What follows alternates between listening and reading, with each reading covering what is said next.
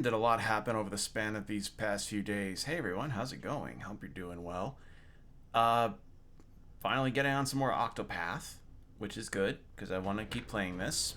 Um, but yeah, some some some things happened. Not anything awful. Just a lot, like a lot in the span of just a few days. Um, so I figured it'd be nice to kind of regale some stories whilst I'm playing some of this. Now, if I remember right, the last time, or before getting into that, I'll catch y'all up to speed. Last time we played, we did chapter 2 of Agnia and Hikari's story, and Hikari was where we left off here in Montwise. It turned out to be a big old gladiator style situation, and that was very fun, and had some really cool moments in it.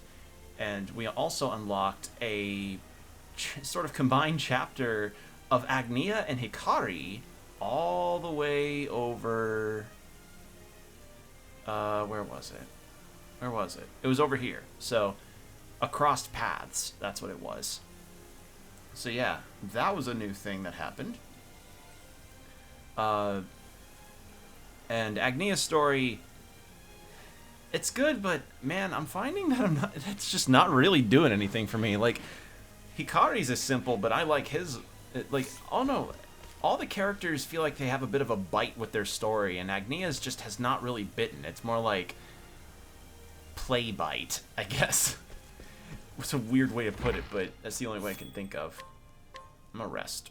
But yeah, so I guess to sort of say what was going on,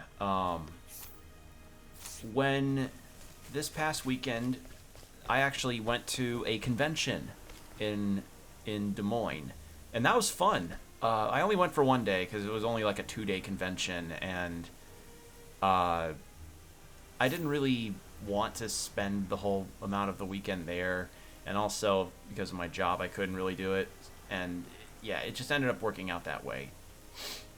And in the end, I went home satisfied and with a very strong dent in my wallet. Oh man! But I say it was worth it. It was a good time, and I and I don't regret it at all. So that's yeah, I'm happy about it. I'm happy with my deal there. It was a good time. Okay, so Ochet's. Let's do Ochet's chapter next. Cause so we can do Ochet, and then seeing how the party's levels go, probably end up doing Partitios or something. We'll save Oswald's for later. Yeah. And I'm probably not going to do the cross paths thing until I've taken care of everybody's chapter 2. So I think I'm going to handle that way. But yeah, I went to a convention. I beat Zelda Tears of the Kingdom. And there was another thing, but I'm forgetting off the top of my head what it was. Oh, I finished watching the documentary that was recently released about the court cases and legal battle that Disco Elysium is going under. And man, hearing those sides of the story and everything is really put in perspective just how absolutely, like, I have no other word for it than convoluted. It is a very like, it's a very moving parts heavy kind of situation to follow, which, yeah, it's God, it's so much.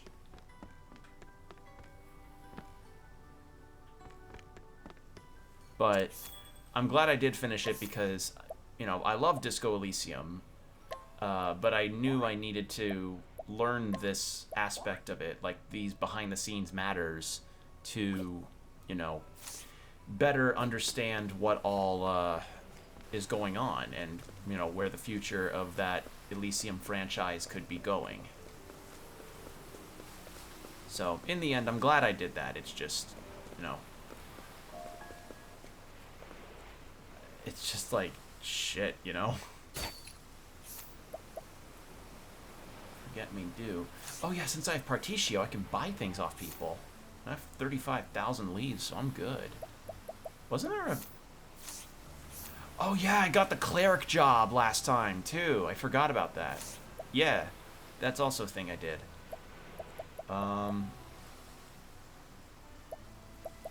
Journal. Side stories. Totohaha. Stage actors needed. Yeah, the late riser stuff, but that can wait. Harborlands, lighthouse thing. Can't do that. Gambling man. Don't know where I'm supposed to find that. Bad spirit following me. Bring me materials. I don't know what his display case says though. Oh, it's probably at his hut. Never mind.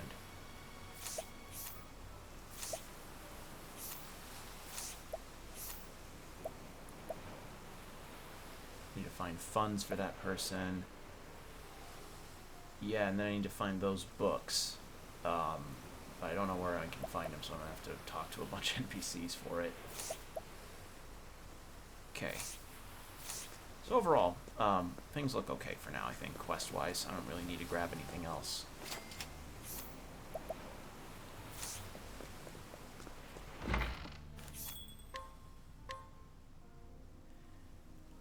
But yeah, the con was a very fun time. I was dressed up. I actually decided to cosplay for it. Although, when I did the cosplay, What's this? I kind of didn't realize how long my hair had gotten recently.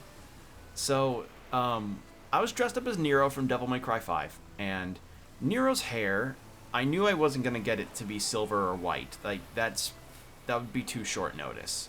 But there is a version of Nero's there's like a Nero costume version where it's like his entire outfit's white and he's got brown hair in reference to Credo, who's a boss in Devil May Cry 4. So I was like, okay, fuck it. I'll just have the Credo hair with Nero's normal outfit. But then I tried to style my hair the way Nero has it in the game, and yeah, my hair was too long to pull it off because my bangs, when my bangs grow out, they like to like wave a little bit. They don't curl, they just wave slightly. And so when I would try to spike my hair forward, they would kind of curl back into each other. Like, or they kind of they'd like bend back into each other and round out the sort of spike forward that I was trying to do.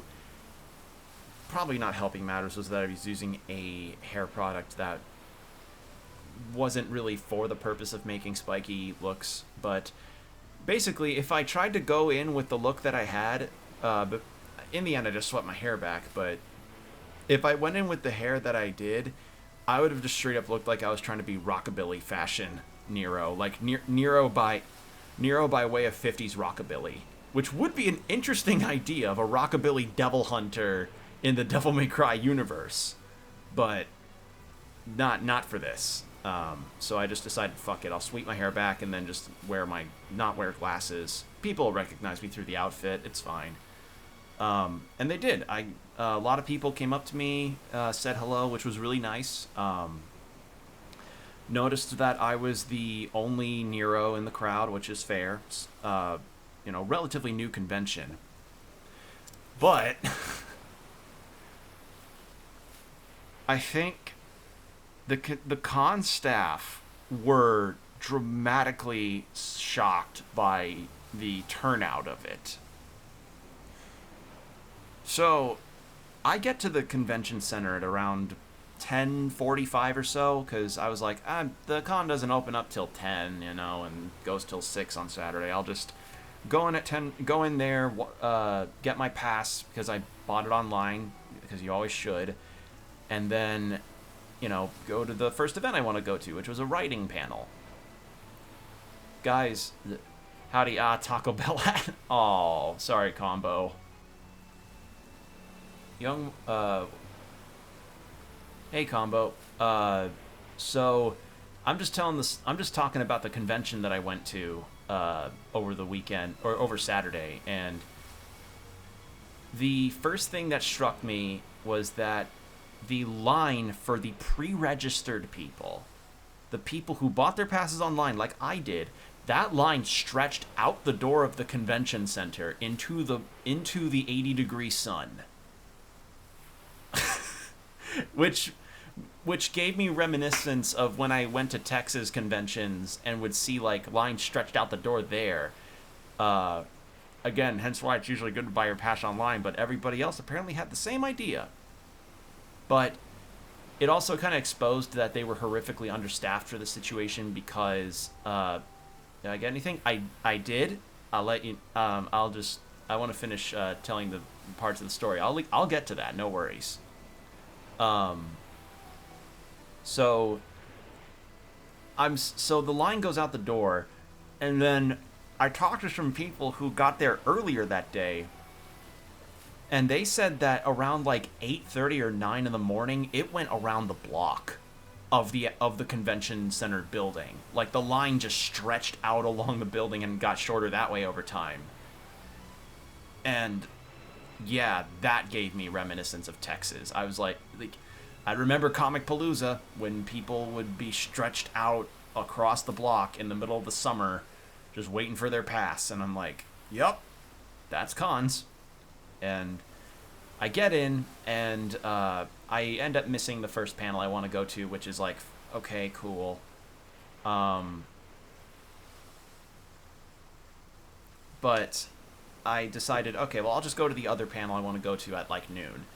And I walk around the venue, and I also decide the crowds could get really heavy, later on for the autographs I want to grab. So screw it. I'm going to go ahead and do them now. So the two guests that I was looking forward to getting autographs from were Lisa Ortiz, the actress who played as Lena Inverse in The Slayers, and also well known for Amy Rose in a lot of past Sonic media. I don't know if she still voices Amy, but she was well known as the voice of Amy, especially in the Sonic X dub, as well as she's done a lot of Pokemon stuff too. Like if you remember the third Pokemon movie, that trainer that Ash fights in the beginning of the movie, she voiced that trainer. So very, very prolific actress. And I brought my Slayers DVD box set to sign along with my autograph book. The other person is Ian Sinclair, who is well known for voicing Brook in One Piece, and a few other characters, but I know him as Berkut in Fire Emblem Echoes, because his performance in that was absolutely incredible. So I have my items ready, I pay the money to get them signed, and first was Lisa Ortiz, and I just mentioned to her how nice it was to meet her, and how nice it was to hear her voice Lena in the audiobook versions of the light novels. And she was so happy to hear about it and gave me a very personalized autograph in my autograph book and on my DVD box. So that made me happy. I was smiling by the end of that. And then for Ian Sinclair, I go up to his line. Both their lines weren't very long, so I had the right idea. I go up to his line, and I have the game, and I have Fire Emblem Echoes' cover ready to sign. He sees that and looks to me and says, "You, sir, are a man of taste," and I'm wearing that proudly because, I don't know, I appreciated that. And he just kind of told me a bit about him voicing Berkut, and wrote a very famous line that he did for that character on the cover as well as in my autograph book. And yeah, those are the autographs I got. I did see Tom Kenny though. I didn't go up to his line because his line was like rolling on top of itself, like some kind of weird, kind of like a rolled omelet. The line was just condensed. Canute VA signature. Wait, did he voice Canute in one of the dubs? Tracking the Vinland Saga dub is absolutely annoying for me. No? Oh, okay.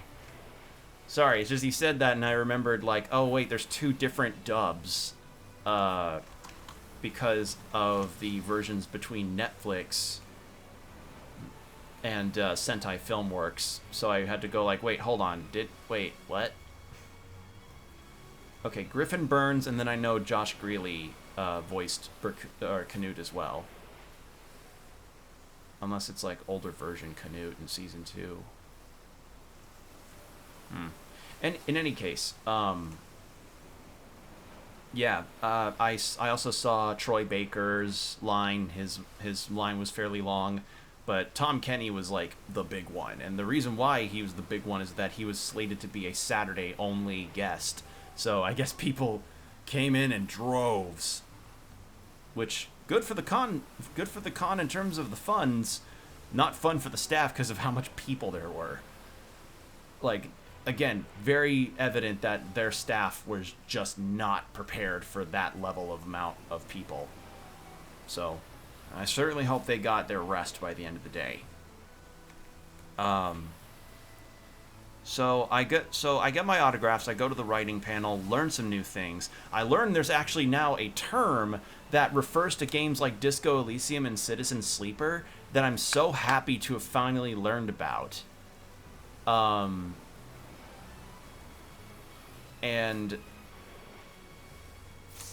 yeah, I read the in people's story. People start flooding in the con like water. It started to actually get a lot more manageable for them because the crowds had thinned out a bit more around the afternoon, which is, or not thinned out, but the line at the convention went down a bit in the afternoon, which is good. I was glad to see that.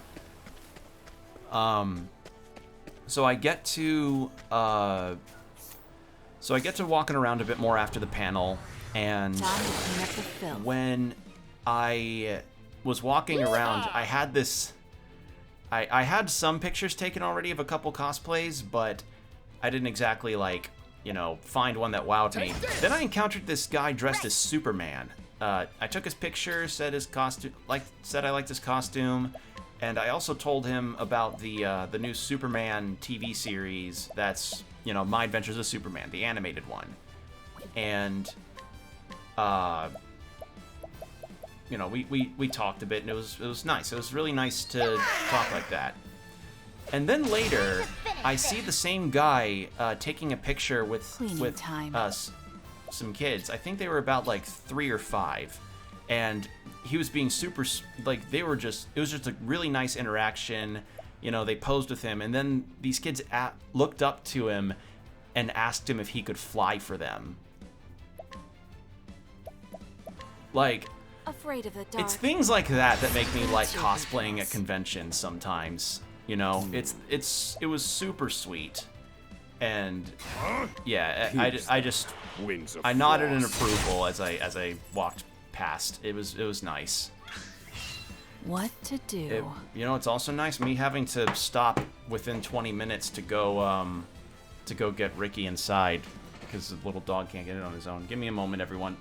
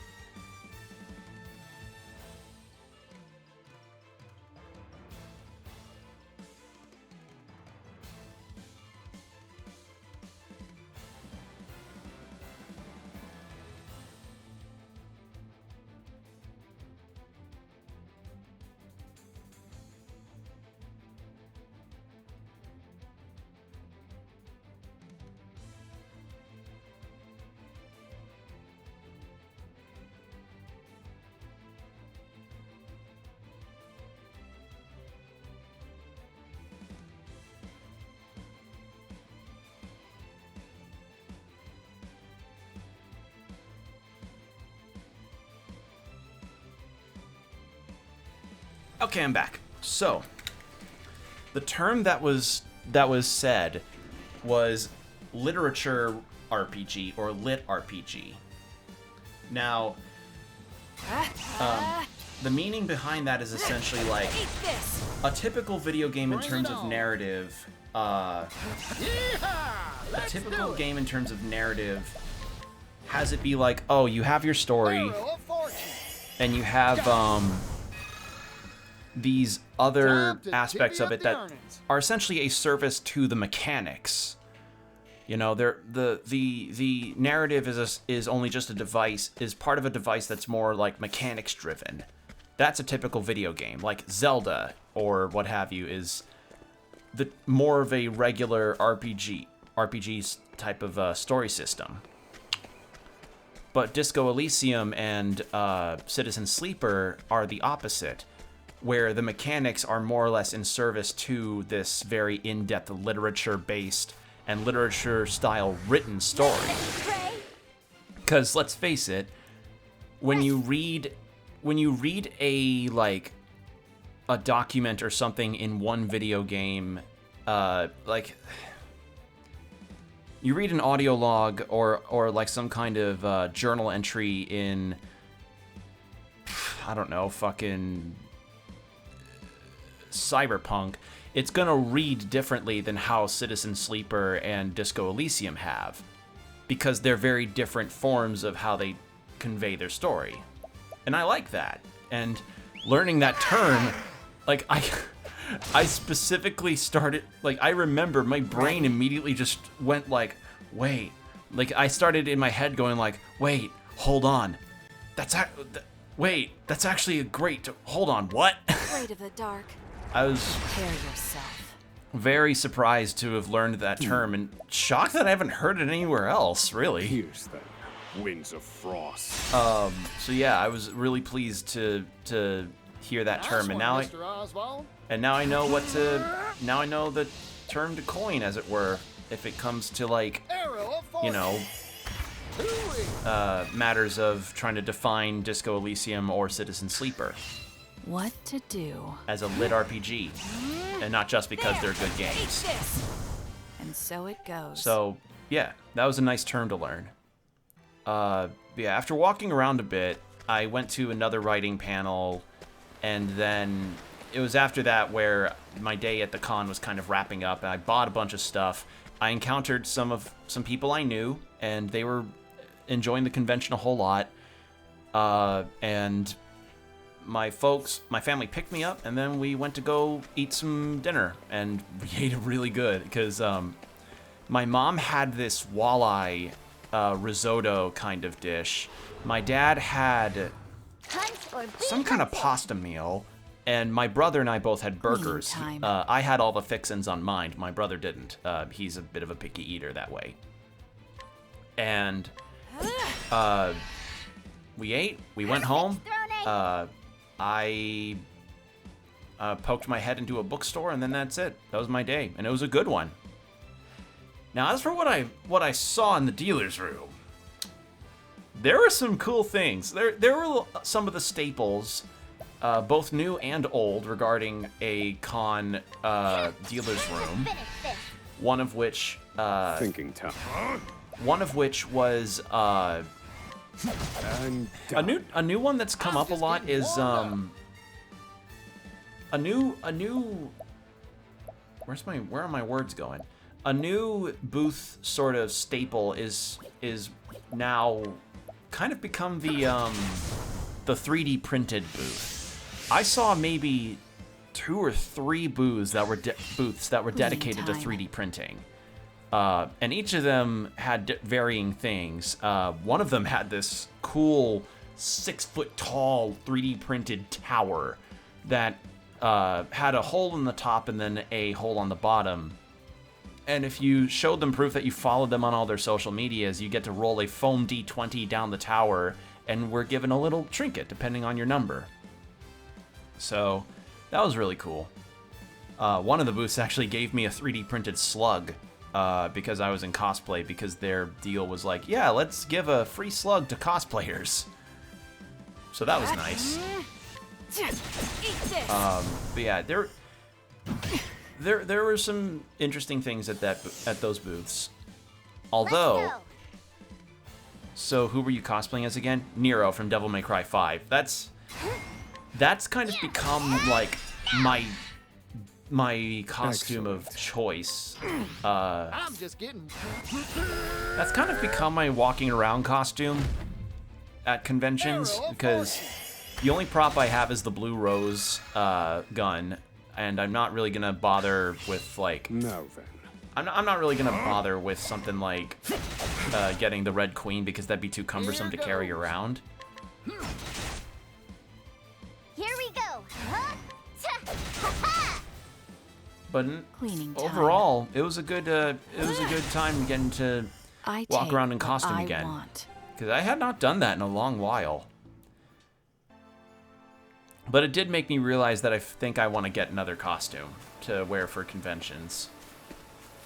I don't know what yet, but I did do some research regarding like what kind of websites are the most reliable and have the good enough quality for price and all that. Yeah, so the 3D printing booths, that's one of the staples. Another were the weapons booths, because of course there were swords being sold and everything. That's just kind of another staple. You know, most of those are probably just terrible steel wall hangers, that kind of thing. Let's play. See anyone cosplaying as characters or concepts Ready? they've come up with? No, I don't think I did. Probably the most prolific costumes I saw were Disney princesses and Maleficent. I saw 3 Maleficents and probably like 3 or 4 Bells. Not knocking them, by the way. Just that was what I noticed. Afraid of the dark. So those 2 booths were the ones that caught my attention the most, or were just the ones that I saw the most frequent as I walked around.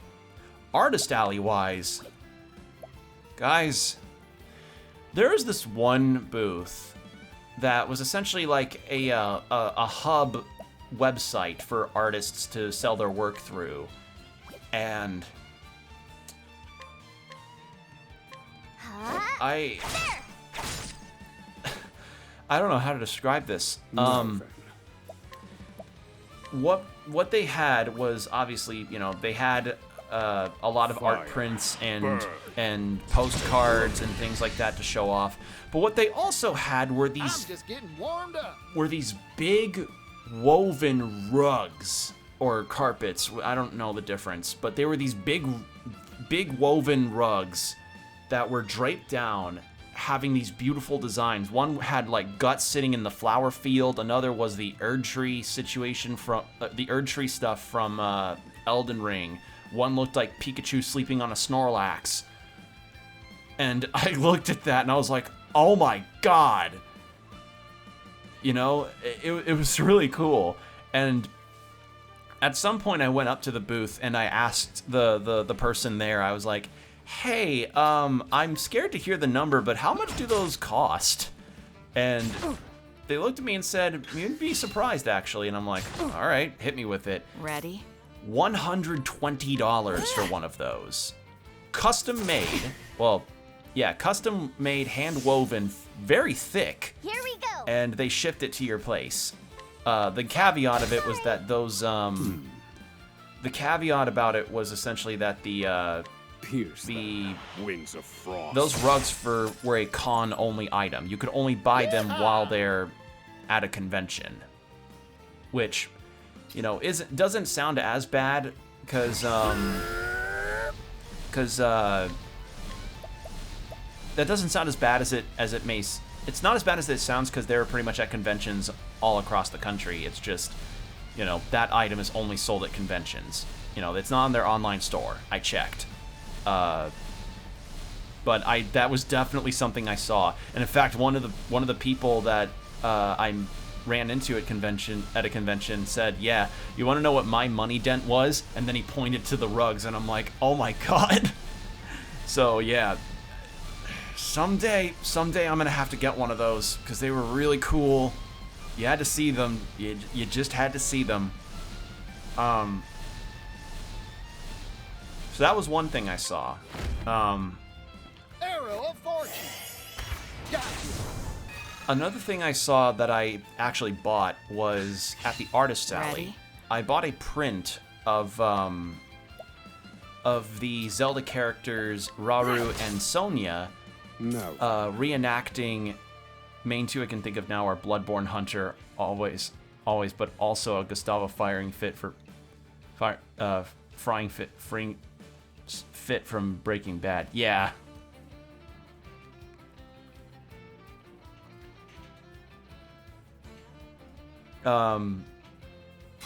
So there's this very famous painting called The Kiss, and it's a very Art Deco kind of painting. And this artist at the Artist Alley had Rauru and Sonia reenacting that painting, and I thought it looked it was very pretty. It was a very well done piece. So I bought one of those. I bought a Geralt of Rivia print because at the end of everything, I'm still a Witcher fan, despite the Netflix series' unfortunate situation. I also bought myself a slate coaster, because I need a coaster. I absolutely need a coaster. And this coaster's got a Mimic etched on it. I bought a Bulbasaur plush because I wanted to get a Bulbasaur plush. And let's see, so a Bulbasaur plush. I bought a Denji figure. Not a super like elaborate one, but I bought it was like I mean, obviously it was a bit hiked up in price, but usually things at cons are hiked up in price, and this Denji figure I just thought was neat, and since I recently caught up to part 1 of Chainsaw Man, I wanted to, buy some Chainsaw Man merch. And I did see a couple Chainsaw Man cosplays. Not as many as I thought, though. Let the experiment begin. What to do? Let's see. So I bought those things. I bought a Wind Waker Link plush because Wind Waker's my favorite Zelda. I bought... What else do I get? I got a bunch of info cards that had like artist information, because some of that stuff was things I knew I wanted to have on me in case I wanted to shop online. Oh! I bought a print of the Big O. Like, somebody made this, it wasn't like a full Big O, like, print. Like, they didn't draw the whole Big O, they just drew, like, the chest piece and the head. But, and it's, like, not a huge piece, too. It's, like, I don't know how the dimensions of it, but it's not a super huge piece, but I did like it. And I was like, yeah, I'm gonna get it. So, I got that.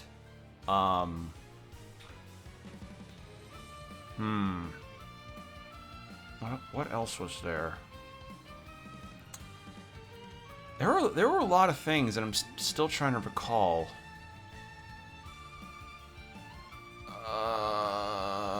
Shit. What was it? What else was there? Denji, the art prints, Bulbasaur, Link.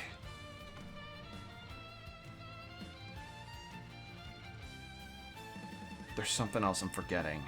I think. Prince, Denji, Link, Bulbasaur.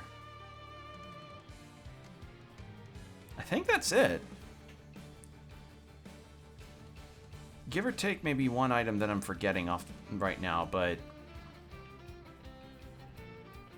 yeah, there were a lot of things that did impress me, but obviously, some things I just straight up couldn't afford at all.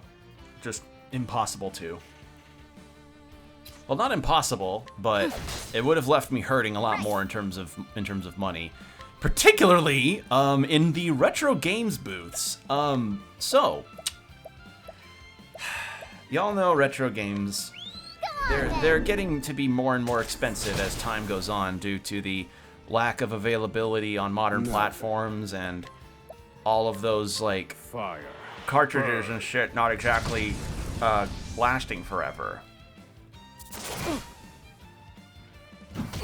And Oh, shucks. it particularly got egregious for me at one booth that happened to have a pretty well-conditioned copy of Paper Mario: The Thousand Year Door for the GameCube. I was wrestling with myself on that one for a while. I think for maybe about half an hour or so, I was standing at that booth, staring at it, walking back and forth, being like, do I spend $100 getting this Paper Mario Thousand Year Door copy? And you'd think, and the thing is, you'd probably think, $100, that's pretty pricey. That game online goes for triple that. Especially if it's in the condition I saw at the convention.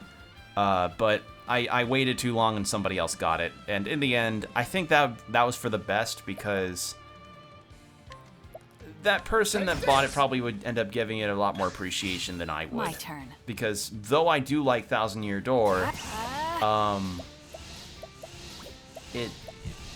it's not something that I necessarily would like get that frothing for or drop that amount of money for. Much like another game that also was on display for an amount that made me feel like Christ. So Oh, shucks. another booth that was probably more like retro action figure based happened to also have some old games in their original boxes. You know, very well conditioned original boxes too, for that matter. And I cannot fucking believe the price tag attached to it. So there was a copy of Pokemon Sapphire in its original box. Looked really well conditioned, like didn't look dinged or ripped or ripped or taped in any way. Hazard a guess right now as to how much that cost. Just Indulge me for a moment. indulge a guess in terms of how much that one copy cost. Oswald! Indulge whilst I fight this thing. Now! Yeehaw! Arrow of Fortune. Hooey! Maybe next time. All right, so enough time passed. I will tell you all now. The amount that Pokemon Sapphire copy cost was $1,500.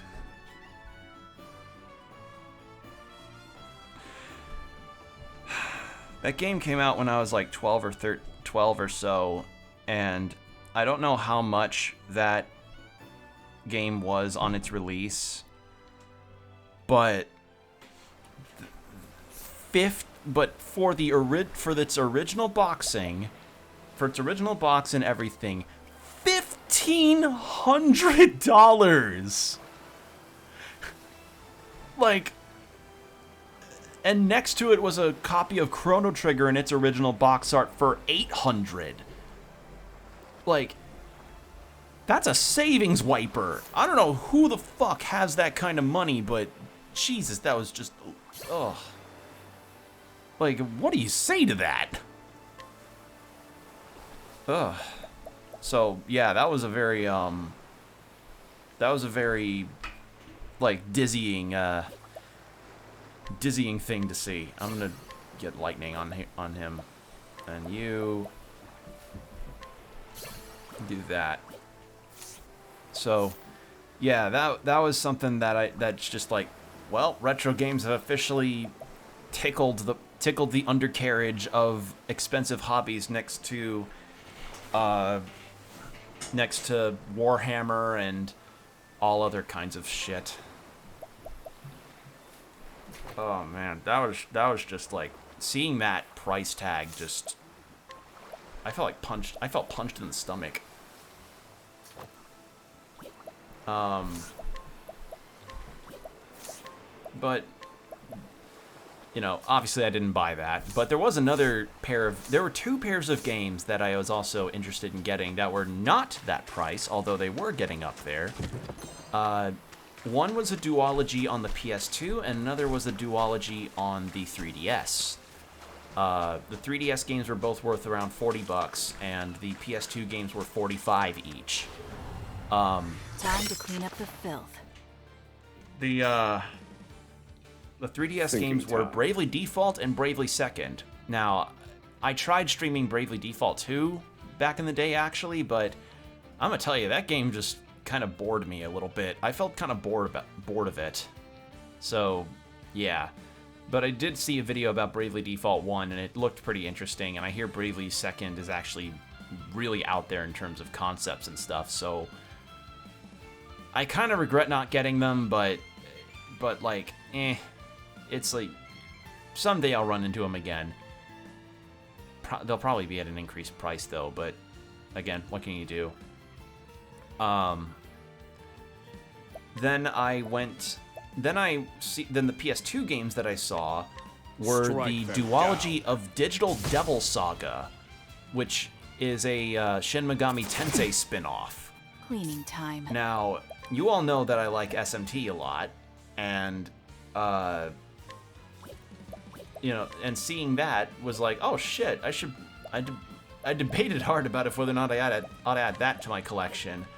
But the reason why I didn't for that game was because I found it to actually be cheaper to get both of the games on, Heavy-footed, like aren't you?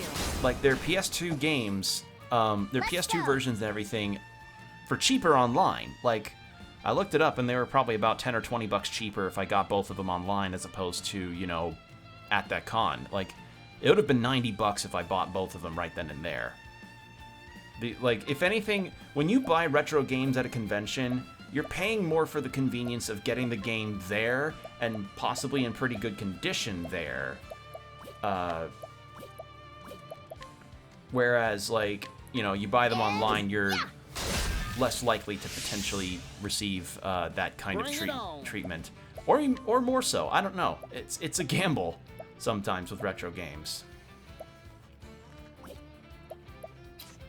But yeah, that's the that was my interesting story about that. The story of strongest self-restraint I ever had to ended up not buying a Paper Ready? Mario game. Eat this.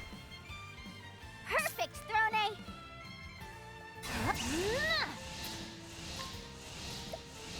Yeah. And now.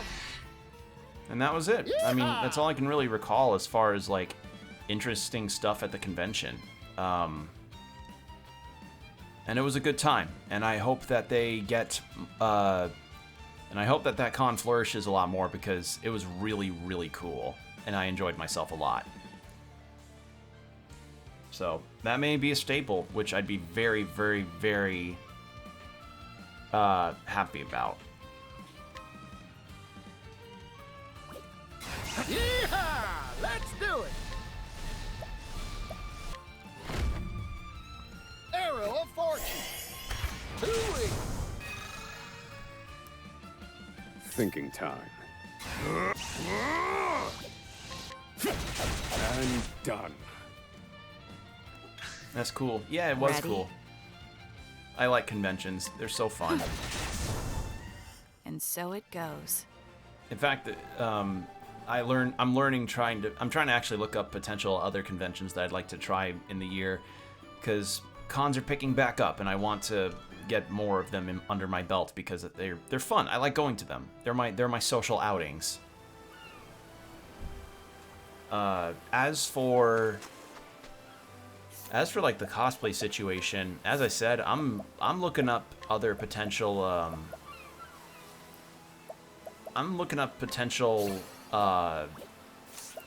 like websites to get stuff from, because I'm not much of a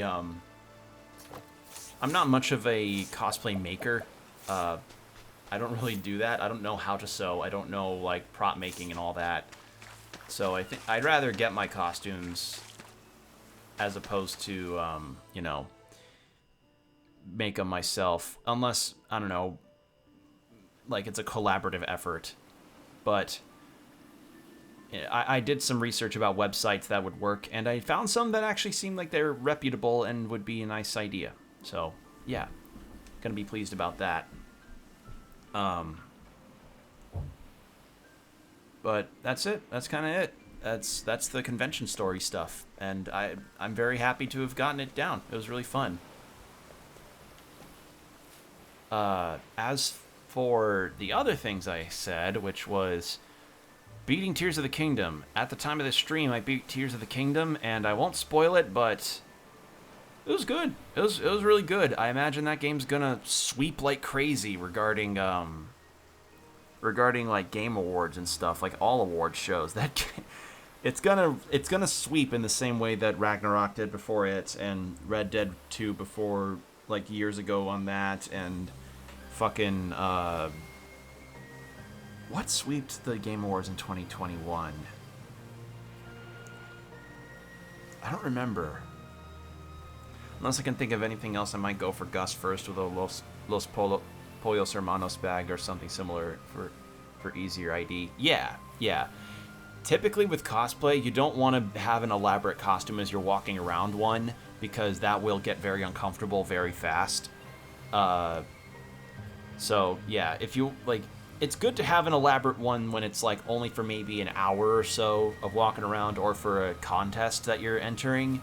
But if you're just wanting to walk around and take pictures with people, don't go elaborate out the gate. That'll not be good. Like, something simple in terms of prop work as well. Unless you're really dedicated to wanting to walk around as, like, I don't know, the Bloody Wolf armor set from Elden Ring. Also, I think I'm getting another class. When the chosen apothecary appears, I shall bestow power upon them. Oh. So this is where I get the apothecary job. Okay. So I'll probably have to have Casty in my party. But yeah, Tears of the Kingdom, I thought it was good. It's not my favorite Zelda, but I do think it is in fact a really strong expansion on a lot of Hunt or be hunted. Oh, it's a strong example of how well expanded they managed to make the Hyrule of Breath of the Wild in this new game. But what I hope for the next Zelda is that they don't continue with like the same continuity of it. You know, like I wish they will go for a different Link and Zelda and different kind of Hyrule. Like if they, and I read somewhere that apparently they want to keep the open world exploration and such, and I'm like, okay, that's okay. But what I would like is if they did just a different story, different Hyrule, different Link and Zelda and all that. Yeah, they've experimented with quite a bit with Legend of Zelda over the years. Oh yeah, they had, and they have that, and they did that formula, you know, that Zelda formula for Ocarina of Time, Wind Waker, Twilight Princess, all those famous ones. But now the formula is going to change to open world with a lot of these much more physics-based, lateral thinking kind of puzzle structure, which isn't bad. It's just different. Take this. It's just going to be a different deal. Strike them down. All according to plan. So, yeah. And if anything, I'm actually shocked I didn't see more Links going around. My turn. Like, I did not see that many Links and Zeldas from Tears of the Kingdom, or even Breath of the Wild. But Let's go. but it's fine. Not the biggest. Not gonna criticize that kind of deal, but it was just an interesting observation. Here goes. So, Arrow of if they can at the very least, like, maybe give me a Link that is more expressive versus the counterpart that he has in Tears of the Kingdom, I'll be happy.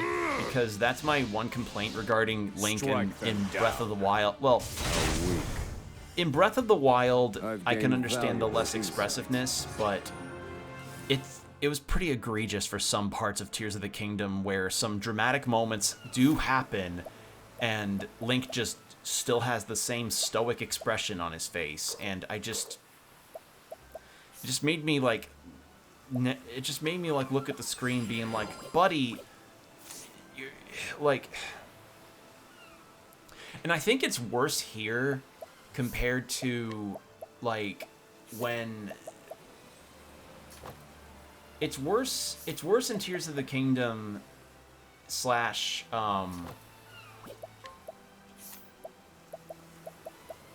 it's worse in Tears of the Kingdom slash Breath of the Wild, because that whole that Link is referred to as Link, not as player character. Like in previous Zelda games, you know, you're always referred to by the name that you type into the titles after you go through the title screen and start a new game. You know, that's the deal about that. But in these two in this duology, Link's referred to as Link by name, and it just aggravates me, because I think about this and I'm like, why aren't you speaking if you're your own character for this story, you know? Like, for what reason are you not, like, outside of the whole like Link to the player situation, which I feel is kind of a dead in the water kind of point to make, if you know, if you're referred to by name, you could at least like emote a little bit. Wind Waker Link emoted. I don't know.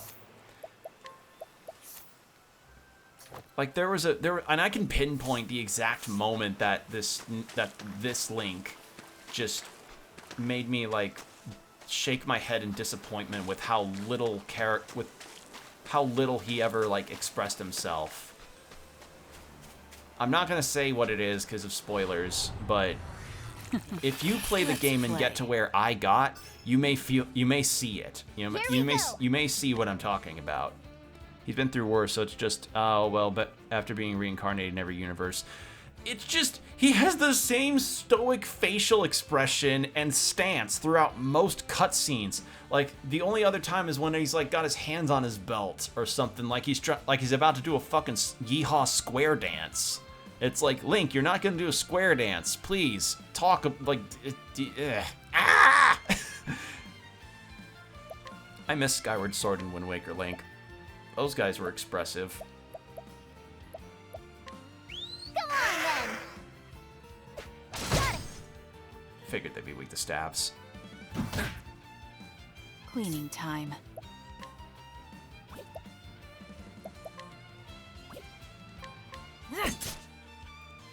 Yeah, in an overall sense, I'm just getting warmed I thought it's a good game, and I'm pleased to have finally played it. I don't know if I'll pick it up again though, because as good as it is, the problem with open world games, and this is something I think I've talked about before, is that when you've gone through a large amount of them or done a whole lot of the content, I personally find it hard to go back in for another playthrough, because it's like,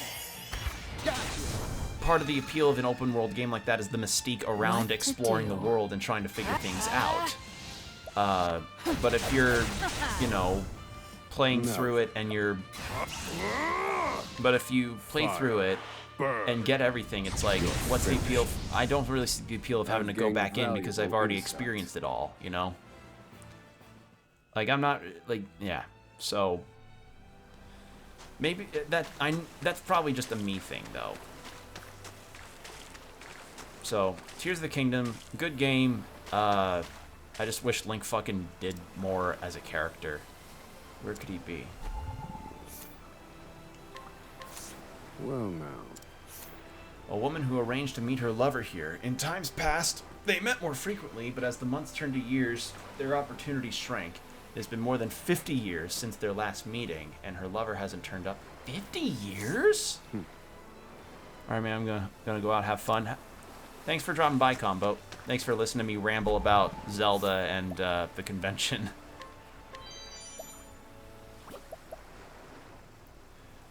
Matching trident. Huh. Okay, that's for a side quest. I can likely tell.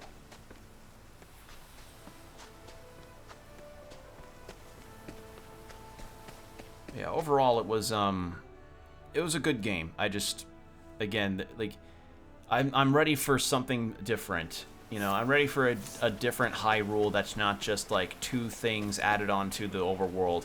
They're cool things. Like, again, I like a lot of the stuff they did and added into Tears of the Kingdom. It makes it a very interesting game. But I'm ready for a different Zelda, a different Link, a different Hyrule, a different story. I'm ready for just something different. So, yeah. There. Right. Come on then.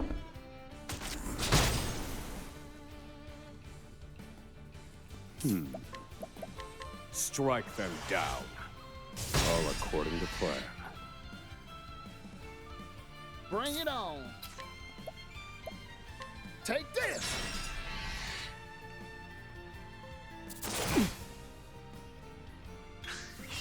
Here goes.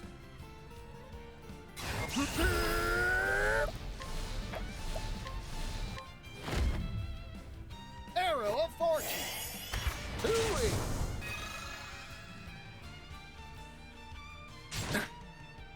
What to do? Eat this! Perfect. Let's grab a crab. Mine now. Let's see, what is it? I'm gonna get rid of the frost mole. And done. So that's kind of my deal Tissue. regarding that game. Here we go. I'm glad to at least to finally put it down though, or not put it down, but to be done No. with it, because They're broken.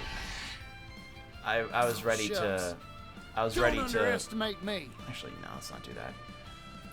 I'm ready to move on to other games. I'm ready to play other things and look at other events. There's Summer's Games Fest coming up this week at All the in time a of streaming day's this, work. and I'm excited for that, to learn about any more news of games that are dropping this year or next year. Because, I don't know, video games are cool. Video games, that's a controversial thing, I would think, but video games are cool. They're cool. What is this way? That's to a dungeon, I think. That may be way over my level.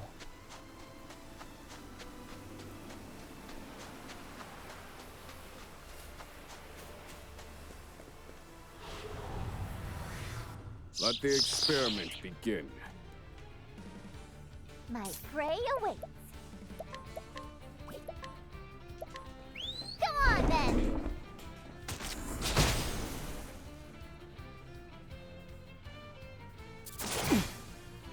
Ready?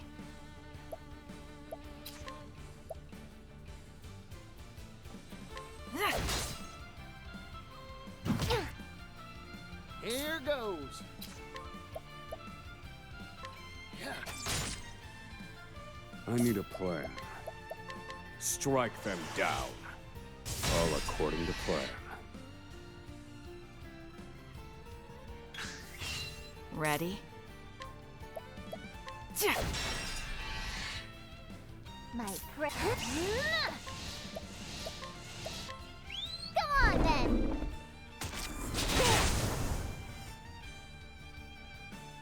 Bring it on. There we go. Arrow of fortune. Got you.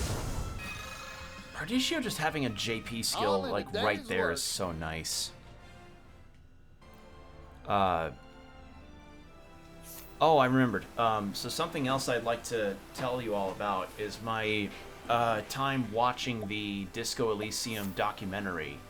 That's from People Makes Games, I believe, is the channel. And it's a very, very well-researched video regarding the case of the rights of Disco Elysium and how that that legal battle is going out between Robert Kurvitz and the CEO and shareholders of Zaum. And I won't say exactly everything going on because I don't remember as many of the details, and also it's a very complicated matter. Let's But play. I will say at the very least that Cleaning it seems as time. though the story about it is not as clean cut as a... I need a plan. It's not as clean cut as it sounds from an outsider perspective. Like, it's not as immediate. Like, the situation regarding it has gotten a lot more complicated upon learning these details. So, knowing the things that I've heard in that video, and likely what others have heard as well, the situation regarding the rights of Disco Elysium and everything is still very much up in the air. Probably will be up in the air for many, many, many, many years. Cleaning time. At the very least, I hope that something can resolve to where everybody My is... prey awaits. I don't know. I don't really know what to say after hearing the things I heard and seeing the things that were Thinking seen time. or done in those interviews and all of the small Strike them details down. that I saw. According to It plan. was just, it was a lot. It was a lot. Here goes. Yeehaw! Let's do it. But I'm glad I watched it because Disco Arrow, Elysium's one of my favorite games, and you know, when it comes to trying to Bring it figure on. out what that's about, Take this. this whole court My case turn. and legal battle, Sorry, but I felt like it was a good thing to learn all these details, Here we even go. if it could get a little dizzying at times because of all of the things crossing over and just a general spider's web of stuff, you know. All right, so I'm actually going to drop Oswald out for Casti, because of the apothecary thing over there. And yeah, like because of the apothecary thing, and also to have a healer on for Ochet's story. I really wish I could help that poor farmer, but I don't know the first thing about agriculture. Now that I think about it, though, I remember hearing something about an elderly grape expert over in Cropdale. Okay, so I need to get quest stuff for you. What's this? An independent merchant who travels the world without any organizational support. He operates on a small scale as a result, but has a priceless network of local contacts that he has dealt closely with. As a result, he is surprisingly well informed about goings-on around the world. Cool. What do you have? Okay. Leaves. The hunt is on. Let's go.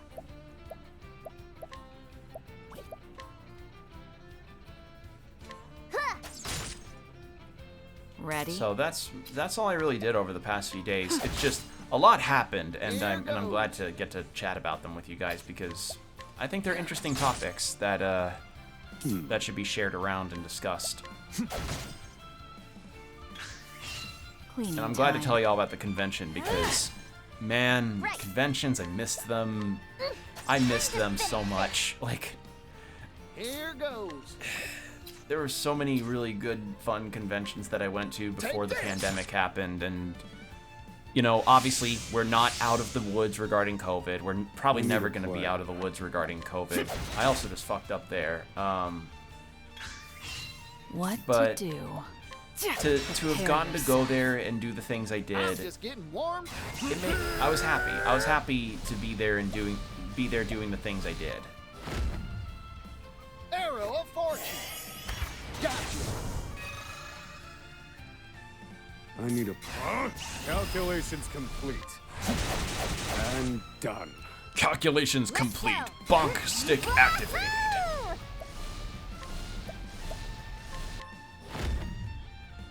And yeah, all right. Hey. Oh, it's an axe one. All right, I'm taking the saltfish.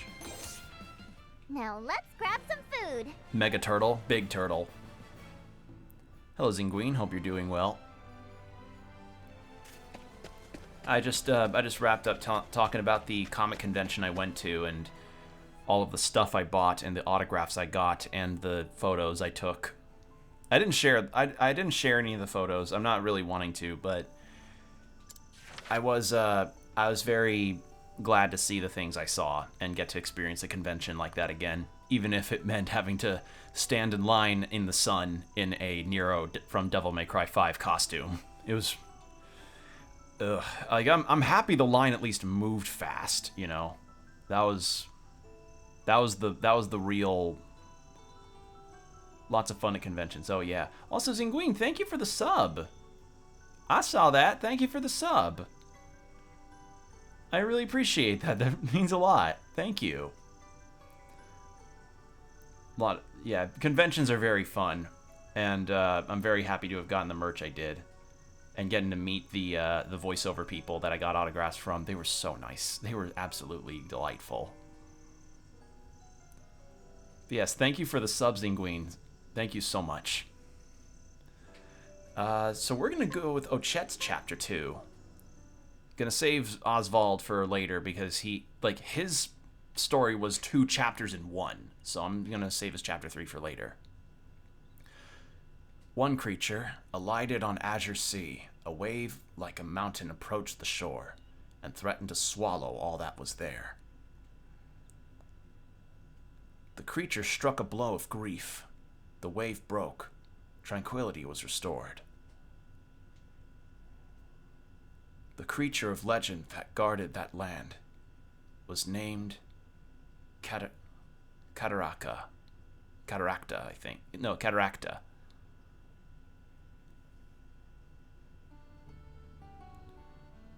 But yeah, I'm like meeting Ian Sinclair and Lisa Ortiz was a real fun experience. Oh, wow. Oh, follow-up thing about that though. Yesterday when I was just going through yesterday during the day, I had received an email because I'm on that convention's like newsletter, so I get emails regarding updates from them. Apparently Tom Kenny, who was only a Saturday guest, decided to stay another day, which was really cool. And apparently it seems they also, the con staff did recognize as well, like the runners of it recognized like that the crowds were insane. And I guess not everybody could get a time with Tom Kenny to get an autograph from him. But apparently they said he also liked his time at that day. So yeah, cool to see that. Cool to have gotten that email. But I already had my one day. Like, conventions have kind of evolved a little bit as far as my feelings regarding going to them. Like, I want to go to them a lot, but full weekend convention trips are just not feasible for me, at least not to the frequency that I used to do when I was younger and things were relatively less expensive. Excuse me, I was stretching. Like for instance, hotel prices. That when most of the conventions are in these major cities, hotel prices will hurt you. They will hurt your wallet. They will ding your wallet a little bit. You will not be coming out of that without recoiling a little bit in terms of an economic sense. And then there's also like the passes themselves being pricey, autographs now, people costing, like voiceover people understandably asking for money for their autographs, along with comic book people and everything else. Sound overload too. Oh yeah, your sound overload, sickness overload. Like, I'm fortunate to have not gotten sick at all, but I know a lot of people. I know people who go to cons and have a blast, but then get like a bit of the con ick afterwards, and I definitely could be like, yeah, I recognize that that's also a problem, but I decided maybe one day at cons most of the time is enough for me. unless it's like a massive convention. Like if I go to MagFest in Maryland or Anime Expo in California. Like if I go to those, that's a full weekend trip because I'd be flying out, and those cons are drawing crowds of probably the hundreds of thousands. Though Anime Expo in particular is infamous, notorious even, for having those carbon index measurements that people take that legitimately can make people pass out. So if I'm going to those kind of conventions, that's a full weekend kind of trip. But for things like I just did for this comic convention, 1 day's enough. One day is usually enough if I just go to some events. Carbon what? Like a carbon index thing? Let me look it up, actually.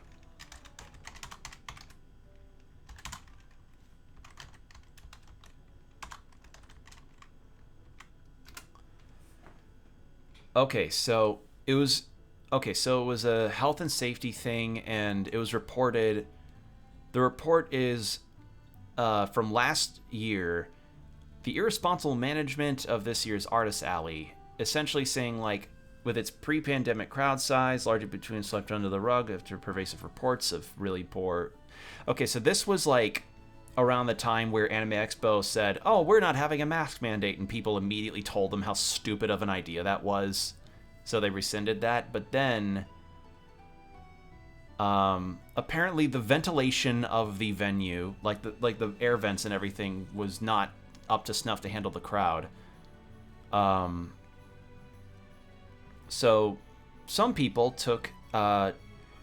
had portable carbon dioxide monitors. You know, obviously as human beings, we breathe in oxygen, exhale carbon dioxide. And when you have a large and carbon dioxide in large amounts, could cause some people to get dizzy, which happened apparently. And the CO2 level was really bad there. So measures which give a CO2 index as a human exhales CO2 is released into the environment, which is there when there's air exchange, though, that generally dissipates and is replaced with new ambient air. For reference, fresh odor, outdoor air typically has CO2 of about 300 to 400 ppm. All that. CO2 levels, where was it? So,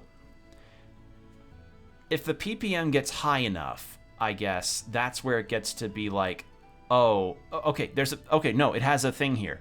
So, Magic School Bus Convention Center Edition. Hey, Miss Frizzle, where are we going now? I'm taking you to Anime Expo. Oh boy, we're gonna learn about carbon dioxide measurements and how dangerous carbon dioxide levels can go.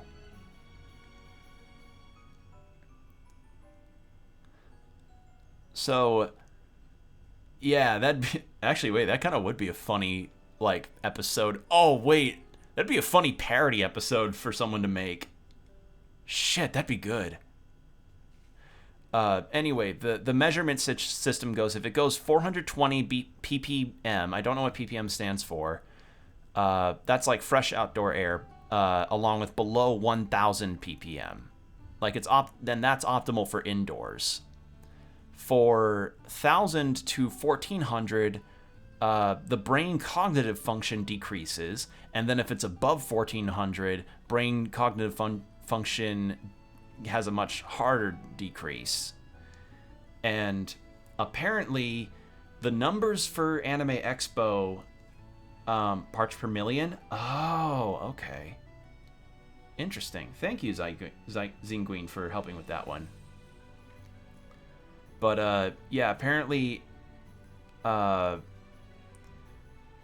multiplied in the large crowd, while most areas occupied by Anime Expo were within 800 to 1500 ppm range, with a couple corners reaching to the upper thousands, there were a couple notable exceptions, namely the Artist Alley, which for the past few AXs have been located in one of the halls. So, no data for the first 2 days of the con, but somebody managed to pull up a reading they took of the CO2 jumping past 2400 ppm. around the artist alley. Or actually, no, that like on the way to the artist alley, at the actual artist alley in that area was around 4,000. Yeah, like, again, it's hard to really, like, when you have crowds of that magnitude, obviously, you know, having crowds like that will do that, and it's hard to account for these kind of things, but they really could have done something for, maybe they could have done something for the venue that would have been a lot more, like, accommodating to make sure this doesn't happen, because that is unhealthy sounding, having a carbon CO2 level of that highness. But yeah, essentially the artist alley was kind of a real sort of melting pot. Well, not melting pot. A real just. It was just really not good there with the CO2 levels of that, you know, number. So yeah, that's the fun thing. I don't know what the CO2 levels of the con I went to were, but probably not that magnitude, because it's not Anime Expo. Given some convention goers' bathing habits, I can't imagine any competent administrator not being right off top. Oh God, you are correct. That is a very good point. That's a very good point, actually. The fucking bathroom habits. And that's not necessarily something exclusive to anime conventions. In fact, I remember Smash Brothers Melee players were notorious for that. And one infamous case was that at a tournament, someone, there was like, I don't know if it was one of the larger tournament matches, like I think top 8 or something, taking place on a big stage. Someone threw a dead crab onto the stage at one of the players there. Let that sink in. Somebody managed to sneak a dead crab through a crowd of people. No one noticed any smell, and they threw it onto the stage. So yeah, like I remember, like people shower, even if it's just once a day. Just shower. Like, I'm somebody that's particular about my hygiene. I brush and floss twice a day, I mouthwash every night, and I shower twice a day. There's your moldy crab-infested sign. Yeah. Not the kind of crab rave people really want. The port sounds as amazing as I thought. Oh, look at all this seafood. Now let's see. Where might Cataracta be? Not among a fishmonger's wares, I hope. Can I interest you in these fresh-caught clams, young lady? Ooh, they look amazing. Hi. Maybe just one. Superintendent Chalmers, I hope you're enjoying my freshly steamed clams. God, I wish I could do Superintendent Chalmers. I can do Skinner a lot better than Chalmers. A pleasure. Huh? Is this jerky? Freshly cured. You'll love it. Don't you have any money? Money? You mean this? Exactly. Say, is Yeah. there some kind of festival on today? Festival? Isn't that why you're in costume? Those ears look so real. Oh. Guess I'll take that as a compliment. Oh, no.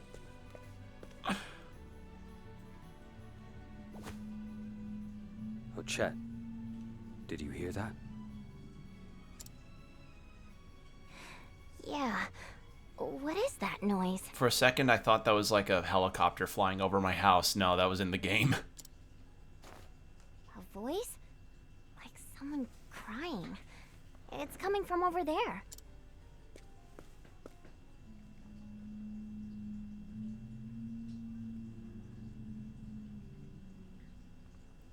You think it might be Cataracta? No, it's Dory from Finding Nemo. You never know. Let's follow the sound and take a look. Yeah, I guess regarding the cosplay stuff that I looked up, it helped me kind of narrow down ideas as to who I would want to cosplay as next.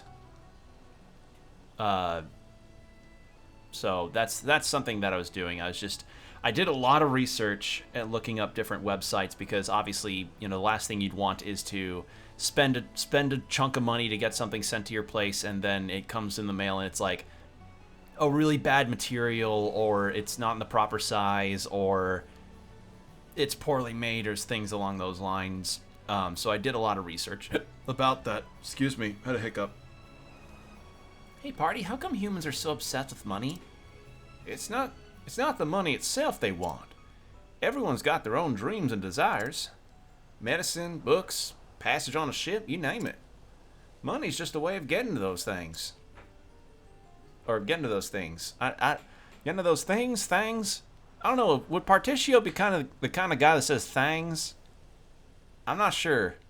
I'm happy enough with a tasty meal myself. Heh, maybe if we're all like you, we wouldn't need money. I bet everyone would understand if they tried my jerky. Is that good, eh? Would you sell me a bit to try? I'll give you some, no money required. Food always tastes better when you share it.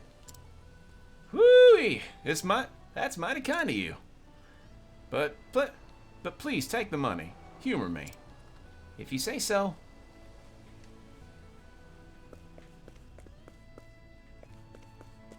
Alright. Let's do a little scrutinizing. Well, now. A fruit and vegetable dealer who often passes through town. He deals only in the finest crispest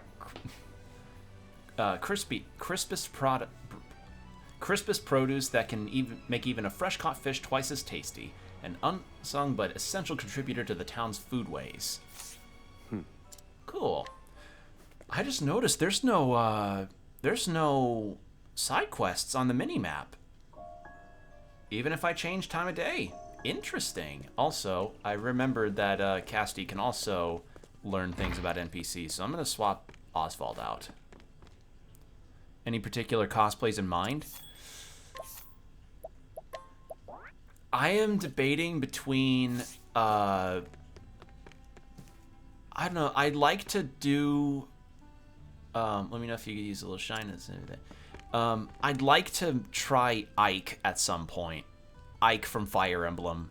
Probably his Path of Radiance version, because I do not have the swole arms of Radiant Dawn Ike. Like, I do not have his fucking swole arms. He turns into a beast in Radiant Dawn, and I don't have that.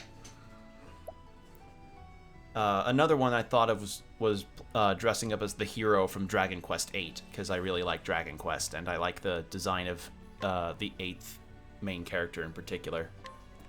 The head cook at the local tavern, known far and wide as the god of seafood cuisine.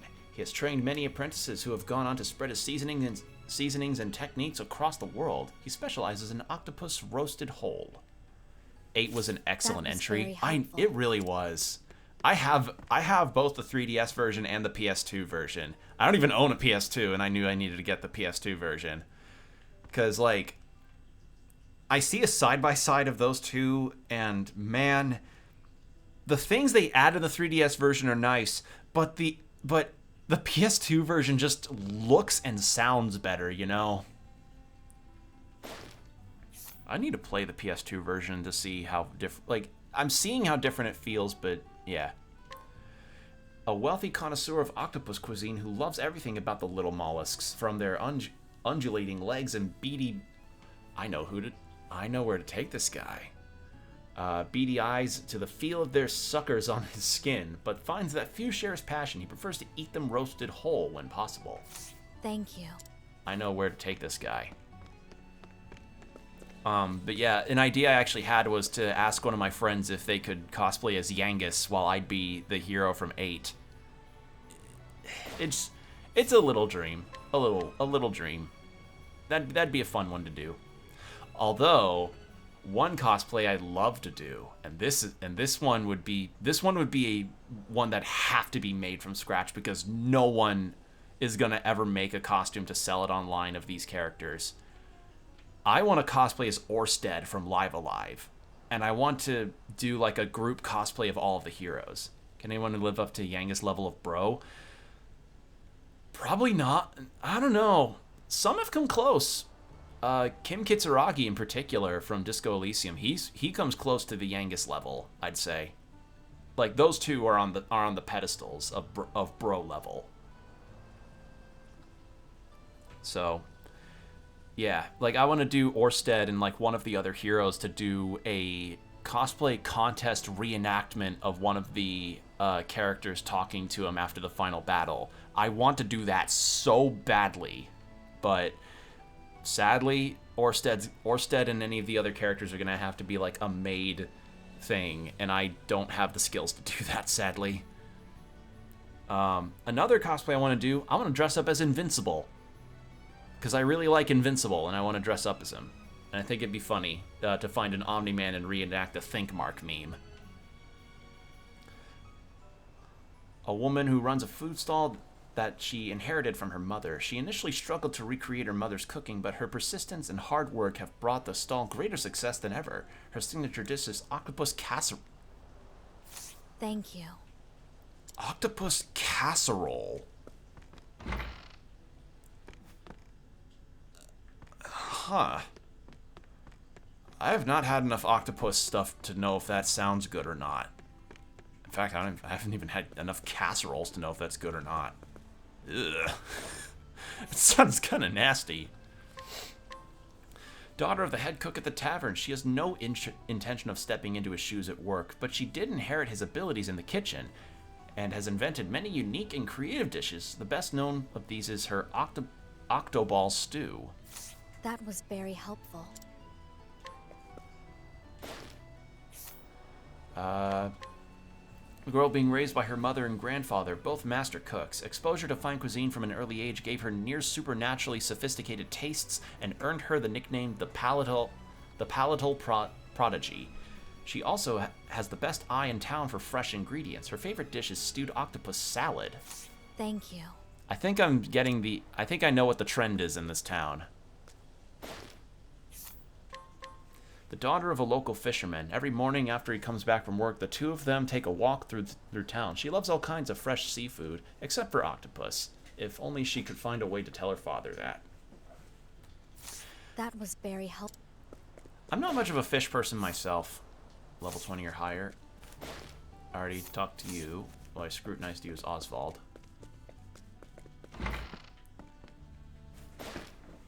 Octopus salad? I know, that's like... That does not sound appetizing. Like, fish and greens is good and healthy, but octopus salad, like, it's a thing. All right, it is a thing. Yeah. Yeah, it is a thing. It's just, octopus is such a different kind of food, I guess. Like, I don't know, you typically don't hear salad and octopus sounding like a good combo.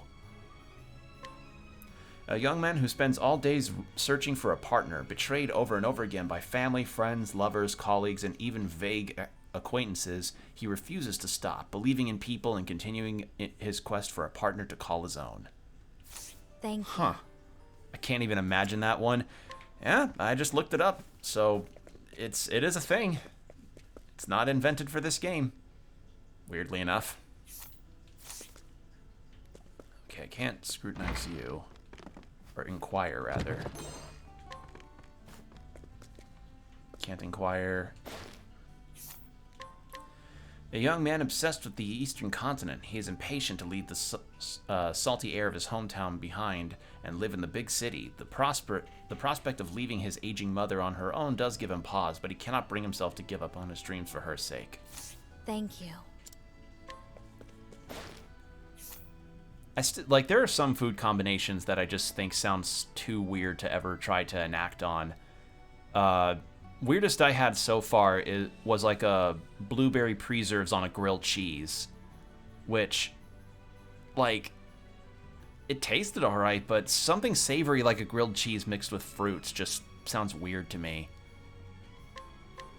A member of the guard who is always fuming about something, dissatisfied with his current position and role, he is constantly screaming internally for work more suited to his abilities. He rates himself very highly, but has little actual ability. That was very helpful. You need to seriously consider your attitude issues at work. Something Cassie says. A regular at the weaponsmith's shop, constantly bringing in recent purchases that already need repairs. It is not the fault of the weapons, he is simply incapable of wielding them properly. In fact, he is spectacularly unsuited to soldiering, but utterly oblivious to this fact. That was very helpful. That was very helpful came across as level 100 sarcasm. Oh, yeah. Although it was helpful because new provisions available here. So, yeah. I can actually afford different stuff here. Guards bow, sailors. Oh, that's actually good for Ochette. That I'm gonna have to look at for Temenos and Oswald.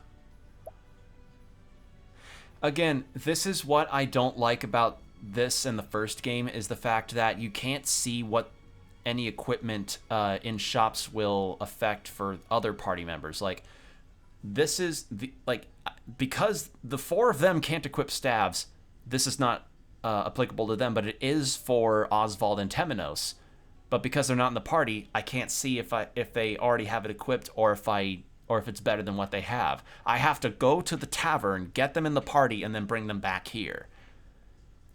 For if there's a third Octopath game, please show the party members that aren't in there. Make it like a toggle or something where it's like, oh, I press a button and then have them show the party members that are in the tavern, and just make it that, like, just have it show them and like get to compare equipment that way. You don't need them in the party. I just want to see if the equipment here is any good. Then I can go back, get them, and then bring them to the store. Please do that for Octopath 3. Like, the perfect world situation here would be, I buy the is like, I can compare the equipment to party members that are in the tavern. I can buy it here and then equip it to those party members without having to take them out of the tavern. But what I just said earlier might be the best middle ground solution. I don't know. Maybe I'm just being a bit like, I'm annoyed by it a little bit. This is something I wish they would have done a bit more on. Shades of that one Donkey Kong game. What? Donkey Kong game? Like, for the sarcasm? I don't know. I don't recall any Donkey Kong game having a sense of sarcasm to it.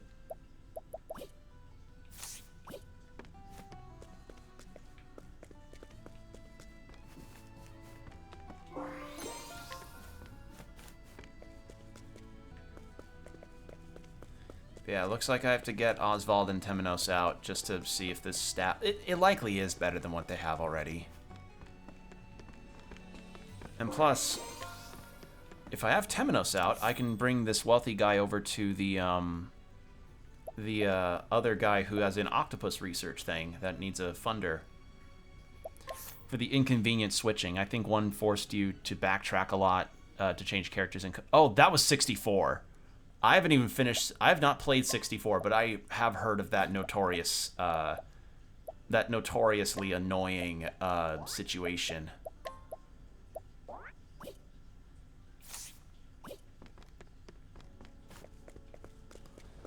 Yeah, party member managements can be a bit of a difficult situation to handle, but in an overall sense, like, not much can really be complained about, I guess.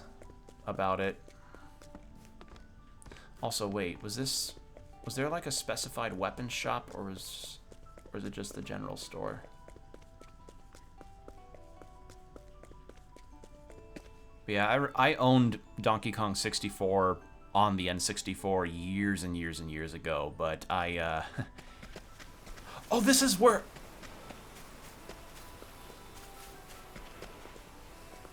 Oh.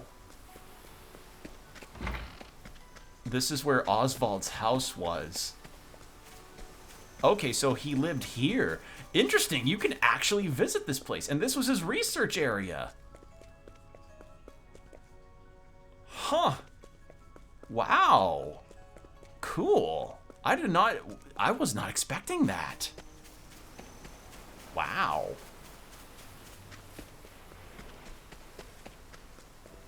Interesting. Do you need something? Well, you better ask someone else. The apothecary said I'm very sick, you see. Pretty soon He told me I need to be strong if I want to get better, but I can't stand that awful medicine, and everything hurts so much. My parents said there are things worth living for, but they aren't fooling me. Yes. The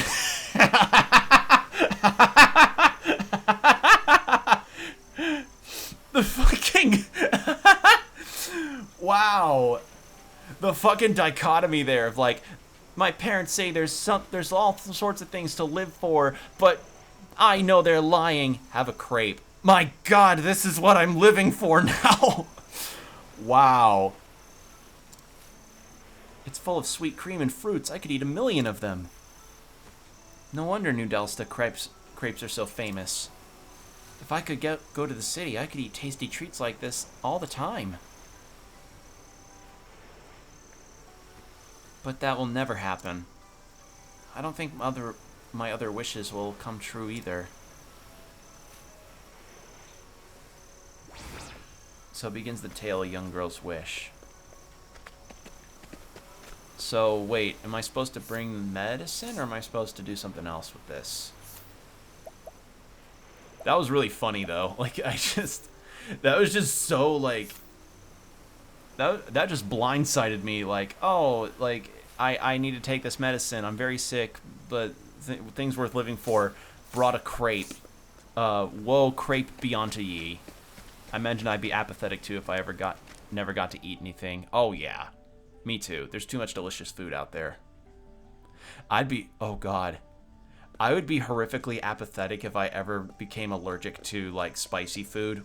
Or if I just lacked the ability to handle spicy food after a certain point. That would demoralize me, because I love spicy food. Jesus Christ! Yeah, nope. Yeah, I'm not scrutinizing them. Okay, so there is no weapon shop that way, so this is the weapon shop.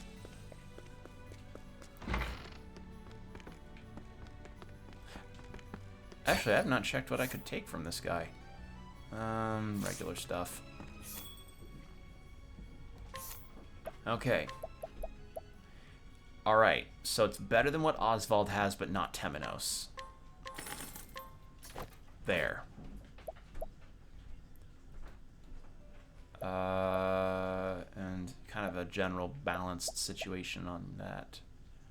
Yeah. Okay.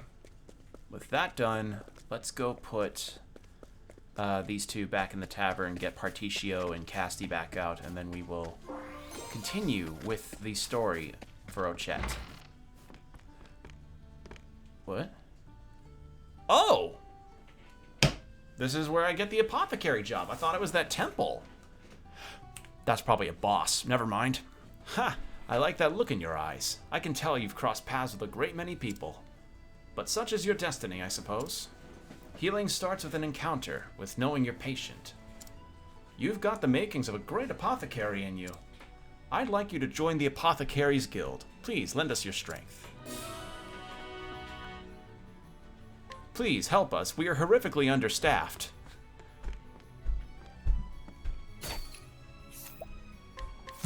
What's the... Okay. Oh, an old woman who regularly visits the Apothecaries Guild. She has had no less than 13 types of grave illnesses in her life, but overcame them all. As a veteran patient, she can often offer a word of advice to novice apothecaries. 13? Holy shit! I like learning NPC stuff so much. It's very fun. This game's good.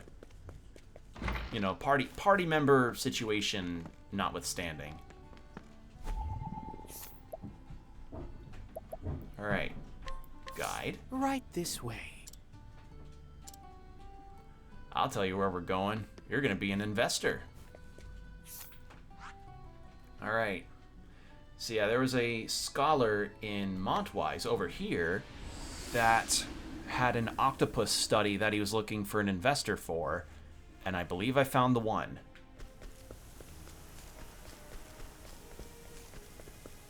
There they are. Do you by chance have an interest in mysterious octopus-esque creatures known as octopuffs? I've always thought them to be a new subspecies of octopus, but they may well be entirely different. I should like to settle the matter once and for all, but my research has stalled due to a lack of funds. Surely someone out there would be willing to finance my research. Do you by any chance have an interest? Octopuffs, you say? Octopus-esque creatures? Yes, indeed. They're the subject of my latest research, and found all throughout the land. Here's a sketch of mine. It should give you a sense of what they look like.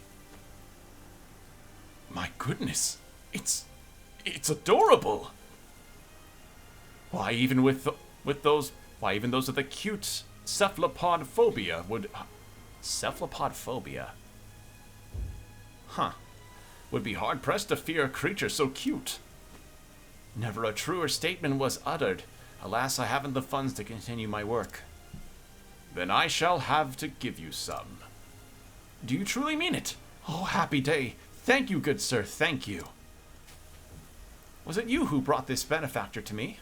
Oh, thank you.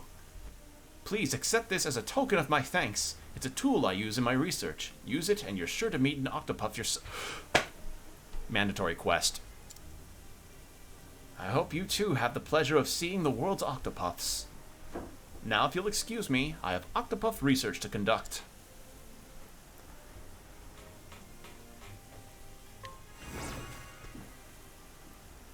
Will research for money. That's a funny quest name. But yeah, look. Now I can make Throne an apothecary if I wanted. She would get the ability to use axes and gain all the skills that Casty has. Also, equipment raises the chance of encountering octopuffs, which are for Dragon Quest terminology, for all of you, those are the metal slimes of this game. They give a shit ton of experience if you beat one, even just one. And I encountered one, and well, I've encountered a few, but I've only been able to defeat one. And I want to find more. Badly. Okay. Change for Casty. And you for Particio.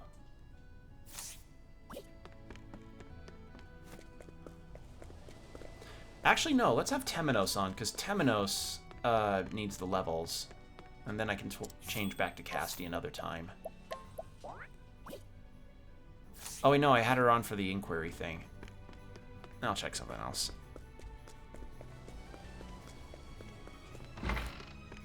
Okay, no, there was no one in here. Alright, we're good. We are good.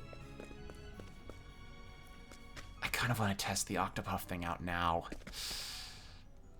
Do I do it? If they're found across everywhere... Because apparently, like, they're not region-locked in this world. Hunt or be hunted. Nah, I didn't think so. It probably just raises the chances, not actually, like, you know, makes it immediate. I thought I'd get lucky. My prey awaits. Go on then.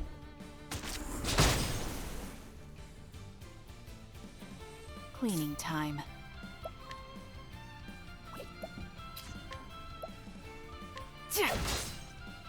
Yeehaw! Take this!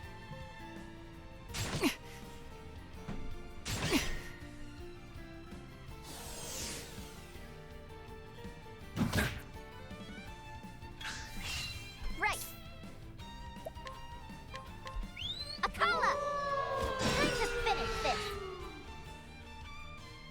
Ready?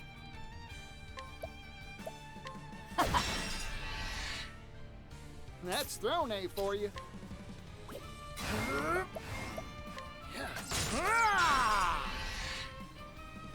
Bravo, Particio. Blaze on, O sacred flame. That's that. My turn. Playtime is up. All tidied All right, up. I'll keep that accessory equipped for future use. But yeah, I'm gonna have Temenos for this, and then we can get this chapter done. And I don't know, maybe after Ochet, who's left? Whose chapter 2s are left after Ochet? There's Particio and just Particio, I think. Yeah, because we did Temenos, we did Throne, Temenos, Hikari, Agnea. Oh, Casti. So Ochet and Castis, and since they're close to each other, which is even better. But I think maybe I'll stop the stream after I beat Ochet's chapter if it goes for a little long, because we did do quite a bit of I did do quite a bit of talking at the start of the stream, and this was kind of just to catch you guys up to speed on what's going on. What I've done. Excuse me, the hiccup. Oh, there's more people that I could have talked to. I could do that after.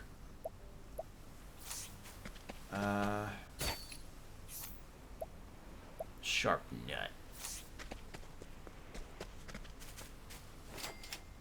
We'll see how quickly Ochet's story wraps up. I'll take that. Like, if it wraps up quickly, I'll do Casti's chapter 2 as well. But if it's longer, then I'll probably just stop at Ochet's. Rainbow glass bottle. What's that?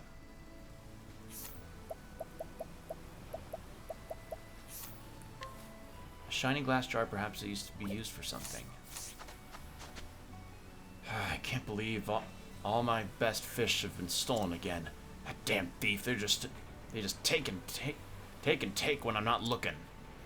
But it's strange, I keep watch till middle of the night, but still don't see a thing.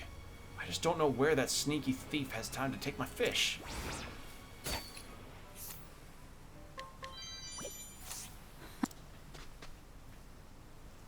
Okay. I can still hear it. I'm sure of it now. It's coming from that island.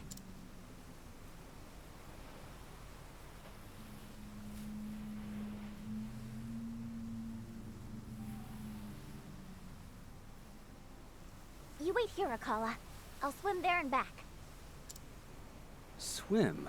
Don't be ridiculous. There's a wharf right over there. Let's take a boat. That does make more sense. Yeah. Like, why? What? Better not to tire myself out before I know what's out there. Yeah, she's a very fish out of water kind of story.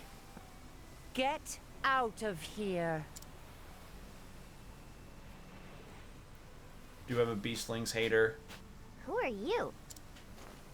Alpione, guardian of the waves, and I will not let you near that island. Never mind. What manner of creature are you? Your scent is unusual, almost like some kind of beast. Not a bad nose you have there. No matter. Whatever you may be, you shall not pass. Looks like she's going to be trouble. What do we do? Do I have to use my path Can't action? turn back now. Probably have to. You've got no choice. We'll have to provoke her.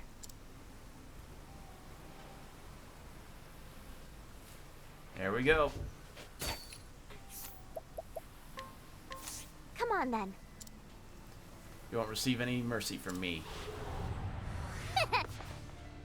Oh, cool sprite. Did he... Right. I think this is the first time I've encountered Jiggle Sprite.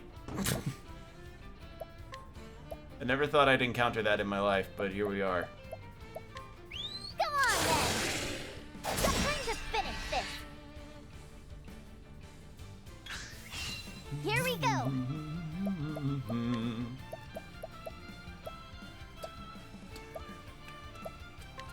Come on, then.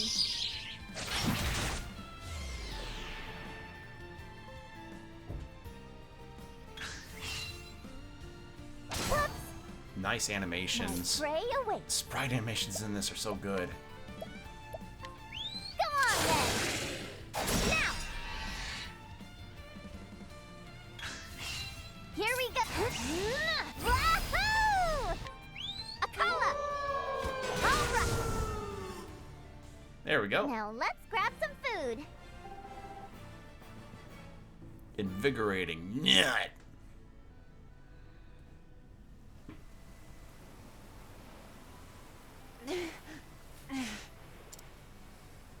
Sorry about that, but I really need to get to that island. Come on, let's go. Just attacked her with random animals. Nothing to say about that, Temenos? Throne? Nothing? Yeah.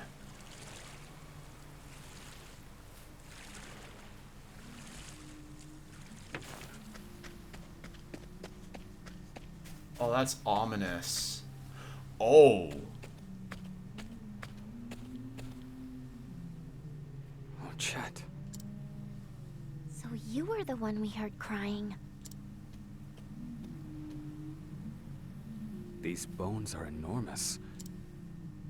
What did they belong to? Oh, maybe it's the wind blowing through the bones that's causing that. Oh. The wind coming in off the sea must have blown across them like a flute. Yeah, exactly. Okay. Such a sad sound. Sounds like a husky. You found Cataracta, I see. This is Cataracta?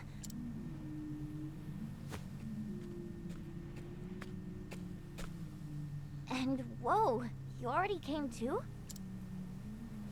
I can't believe I lost to a child. I must be getting rusty. But you're too late anyway.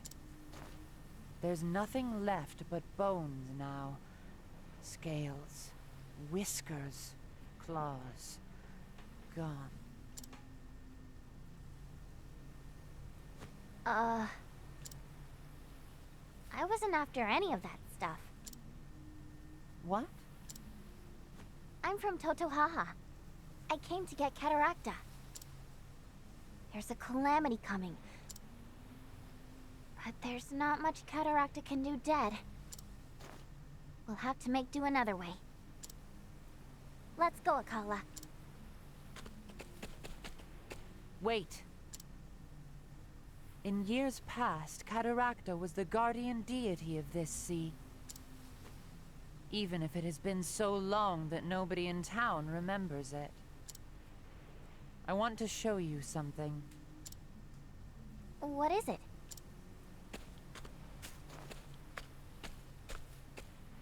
It's deep inside these caverns.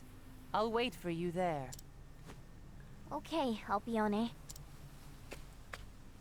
Hopefully there's like a Skyrim shortcut of some kind. Ooh.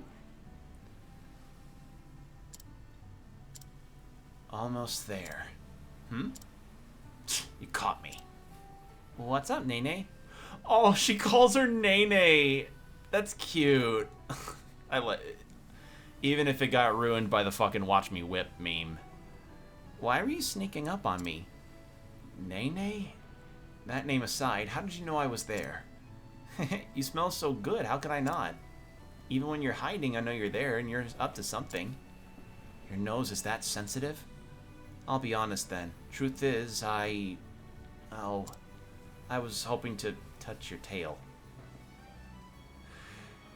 Alright. Say what?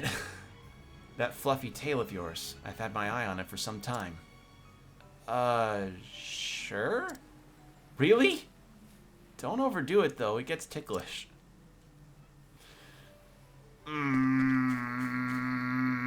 Why is there always something like this? Why? I mean, I guess it characterizes Throne a bit for liking cute stuff, I guess. Or fluffy.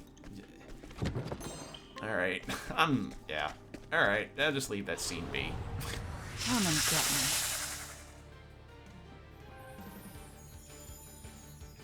My turn.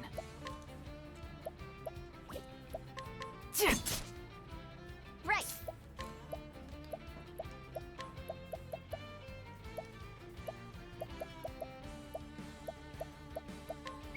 Come on, then.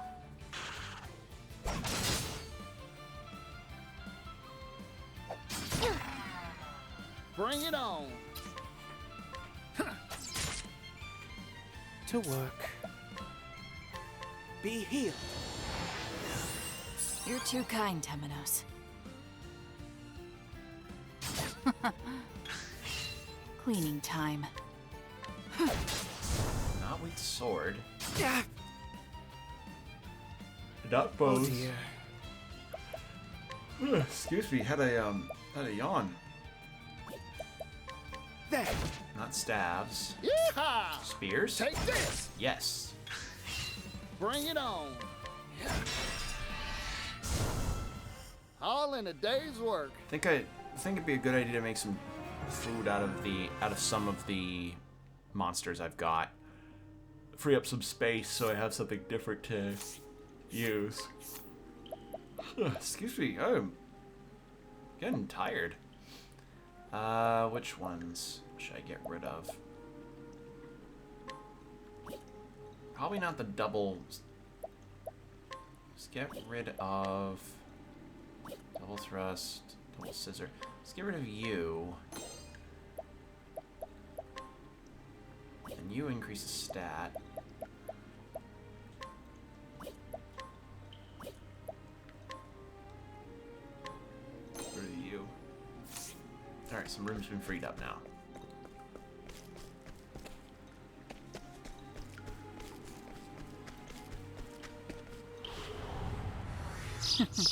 Let's play.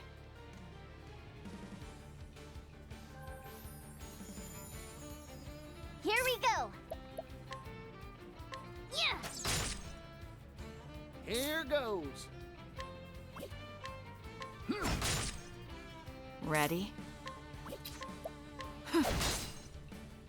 Where was I? This is a really good battle Bring scene. it on. This game's music has just never failed to impress. Right. Ta.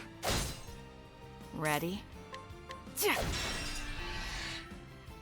Bravo, Throne.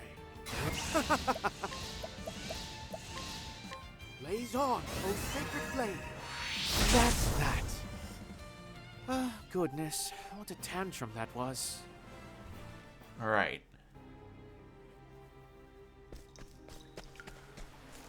Does this lead to a chest? It does. Haha. Rabbit shield. Does that increase speed? Yes. So to Throne it goes. Because Throne has some skills that increase the damage of an attack depending on her speed stat, which is really a good thing to know. Because I remember Therion having the same deal, Very and well. he was disgustingly Blaze strong on, at oh some sacred points. flame. Ready? Bring it on. Here we go. Come on, then. Now. My turn. Eat this! All There we go. tidied up. Throne is going to be so strong by the end of everything.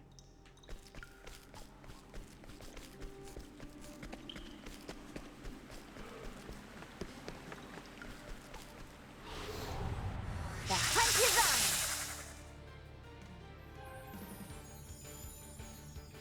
What to do? I'm just getting warmed up. Here we go. It is weird to have like a fairly limitless supply of these monsters that she can summon. Like, Very well. there's no usage limit for them, but I guess maybe the trade-off is that some of them can get a little weak over time. Blaze on, O sacred flame. That's that.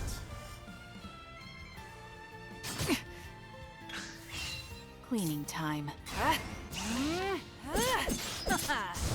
And so it goes.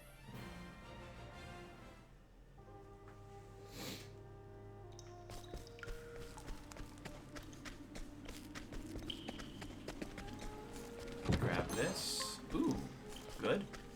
Yeah, the bunches are good since they heal up everybody. Hey, a customer.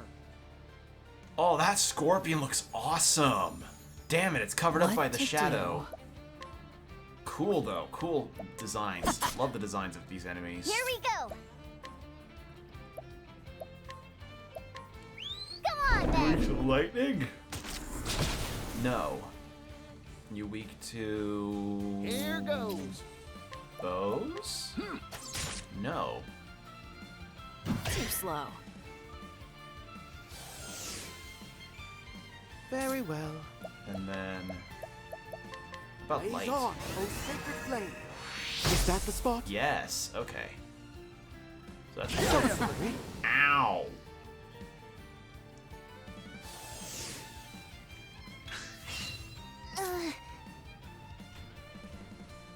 How about axes? Ha! There. Yes. Cleaning time.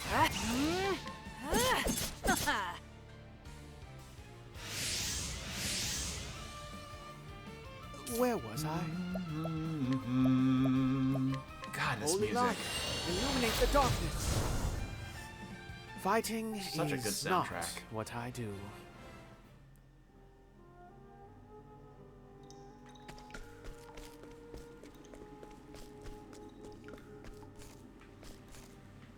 Okay, that looks like an egg. Oh. Must have laid an egg before they Let's died. play. Yeehaw! I haven't really been using the arrow of fortune attack. I ain't huh? one for holding back. Although knowing how What weak these to enemies do? are right now, maybe it wouldn't be yielding a whole lot of job points if that's the case. My prey awaits.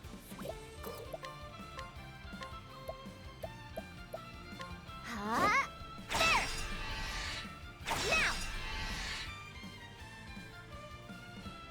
Bravo! Blaze on, O sacred All right. flame. That's how it's done. May the sacred flame guide you, or something like that.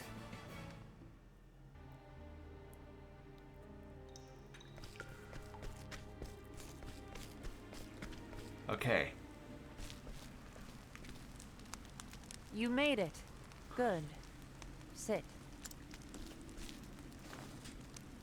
Hungry? Eat this. Anchorfish.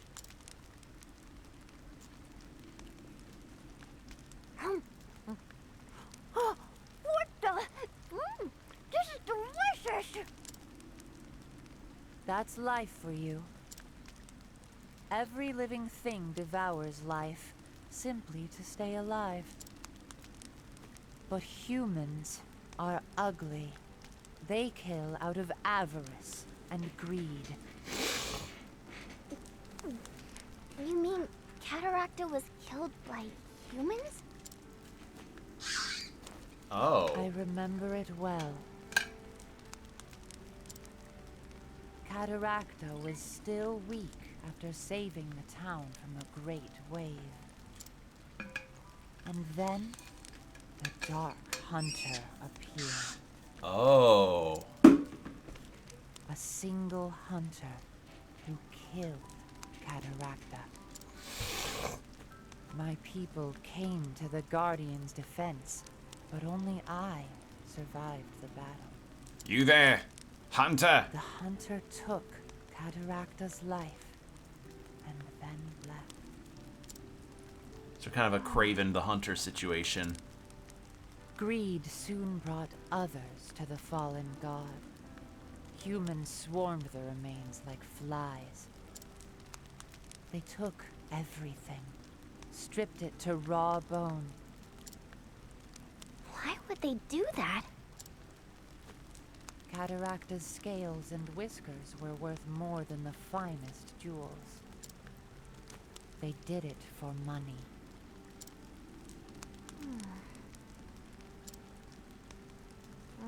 I prefer meat myself. I'll be honest. Can I have another one of these? You already are. You have to try this, Akala. You're a strange one. Only food I on feel brain. oddly as if I were speaking to a beast. We're called beastlings, actually. Beastlings. Yes, I have heard that word before. Tales of a corner of the world where a race blending man and beast resides. Only tales, though. You are the first of your kind I have ever seen.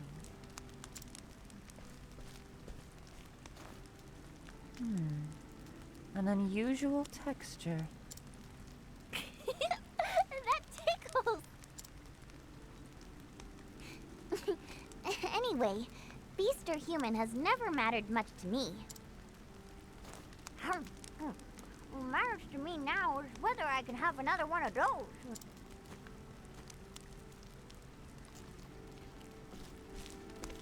I'm guessing the boss fight may be the Dark Hunter coming for that egg. Maybe I can trust you with it after all. Trust me with what? You'll see.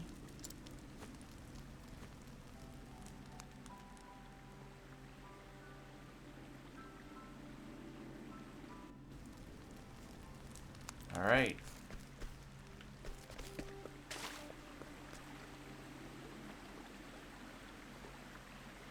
Is this?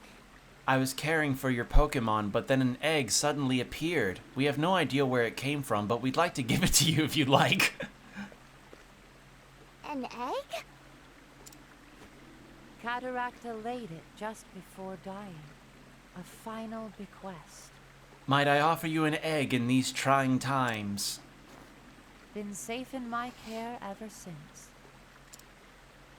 Never showed signs of hatching before. Must have been waiting for this moment. Huh? Will you warm it for me?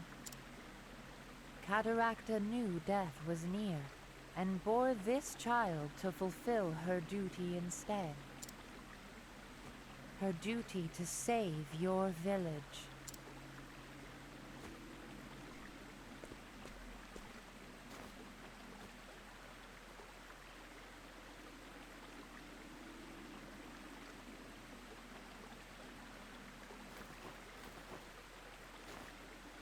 Whoa! It hatches and then Ochette goes, damn it, it's not shiny. Hold on, I got a soft reset. A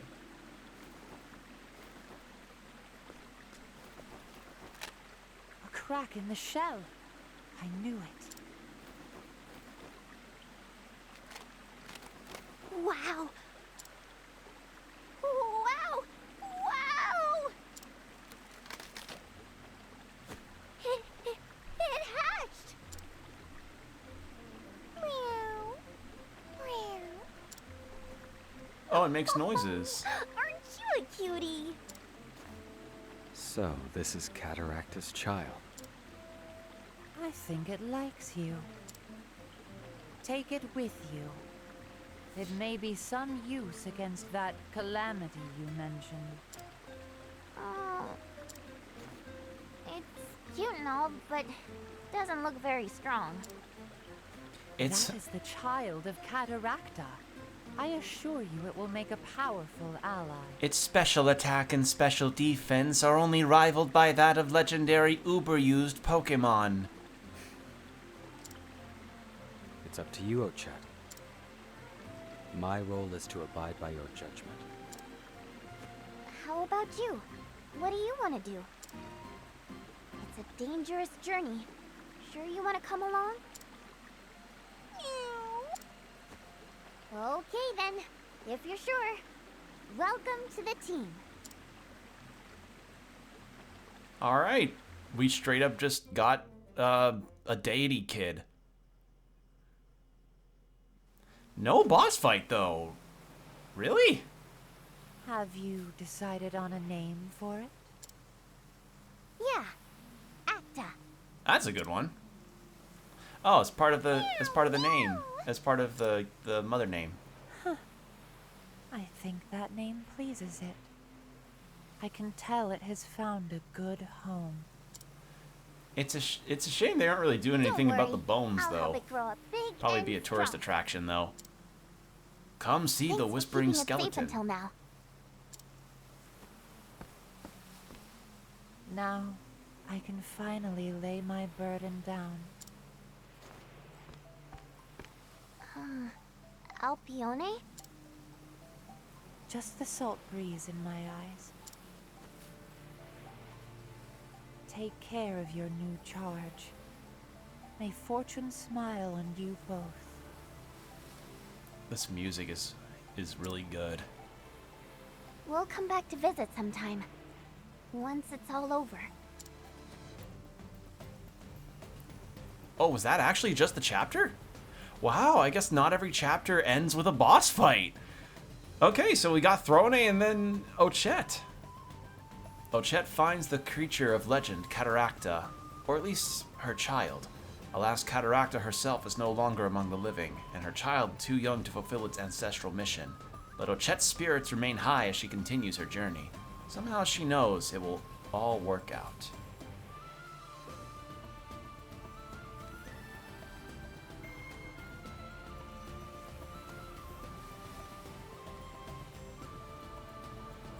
Wow. Alright, well that was shorter than expected. That was much shorter. Oh, Chet, what are you doing with Acta? Oh, Acta was grizzling, so it's cute. Was grizzling, so it's cuddle time, isn't it? Isn't it, Acta?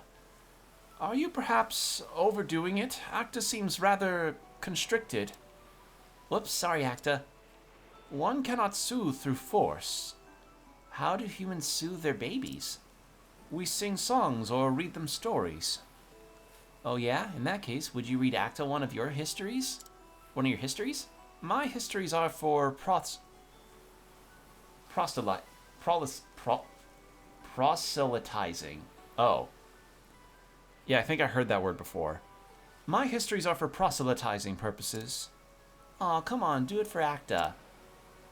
Oh, very well, but just one. And thus the people continued to live in light and warmth. For the sacred flame ever shines upon... My goodness, they both fell asleep. The scriptures speak in a universal language. Tedium. Oh, that's good. Speak in a universal language. Tedium. Wow. Oh, what a fucking line for that. Alright, well that ended up being a lot shorter than I expected, so I think I could fit Casties in, actually. And, yeah, when Casties is done, we could start exploring the, we could start exploring these, crossed paths situations. If possible. Not in this stream, but, like, the next stream I do of this.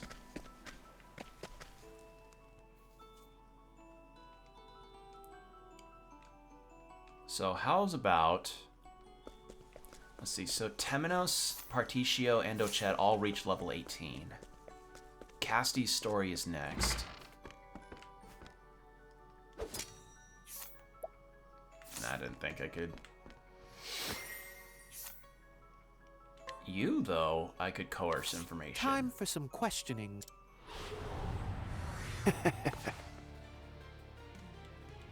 Oh, Jesus. I'm gonna speed up the Where game. was I? So sorry. That's all. Very well. Holy light, illuminate the dark. Okay, not weak to any of that. So, yeah. Where was I? Atone! I won't back. How's that for you? Oh dear.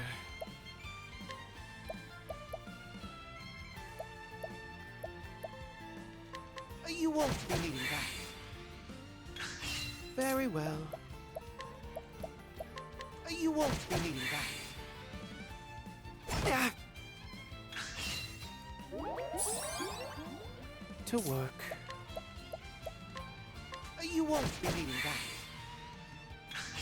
Oh dear. This may not work out. Yeah, I'm giving up. If I can't find their weaknesses on Temenos at all, then there's no point into doing it. So it goes. And you are... Nah. No. Alright, change party. Let's put in... So it's Casti next. So then Casti... Let's bring in Oswald and Hikari. Yeah. Agnea can... Agnea's level I can hold off on for a little bit. Okay. How's their equipment? Actually, yeah, hold on. Let's check equipment stuff.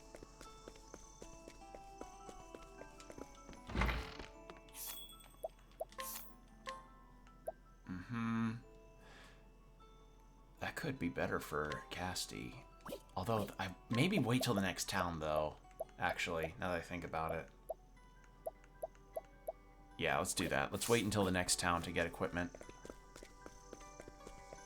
Alright, so... I need to be going west from here. Good thing it's close. Good thing it's close.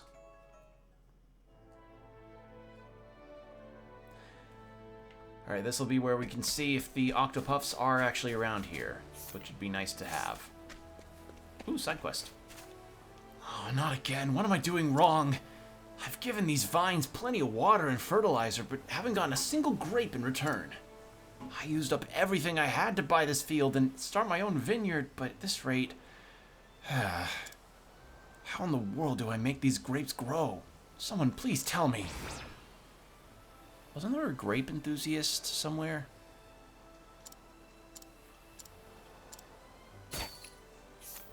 Wait, there was a grape enthusiast somewhere. I remember. Wasn't there? That was very helpful. Grape enthusiast. Didn't I literally run into a grape enthusiast?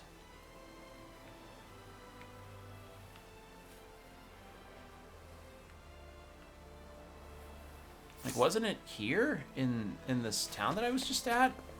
Or am I misremembering? Or no, it's that guy, I think.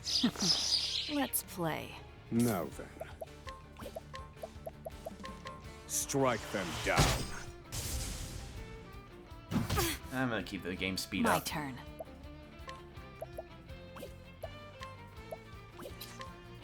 There! My turn.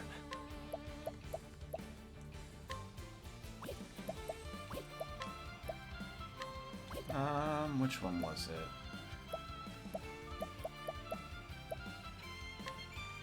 My blade sings. What to do? What to... Now then. Strike them down.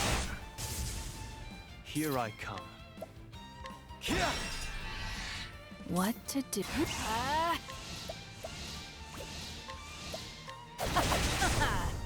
What to... Axe attack! Now then. My turn.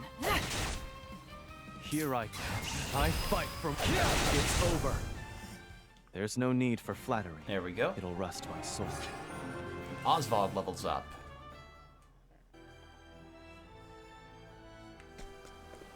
I think it was that merchant. Slumber Sage.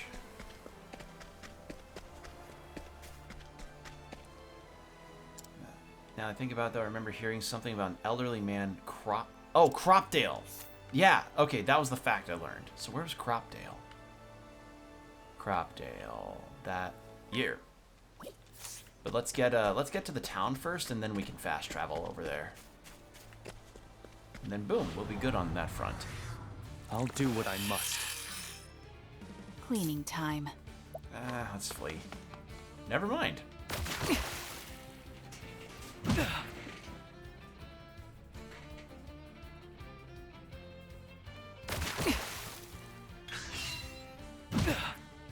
My turn.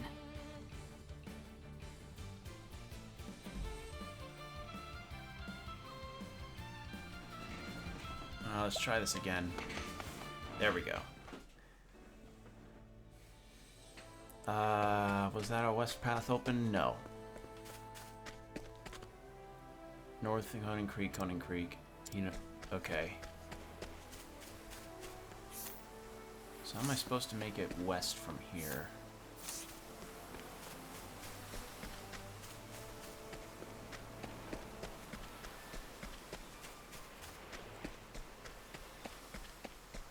Probably through that underground path that leads to the dungeon, too. I was right! I need a plan. There it is. Oh, is that a princess? Queen Octopath. Oh, shit. How do I... It's gonna flee. It didn't flee. Well now.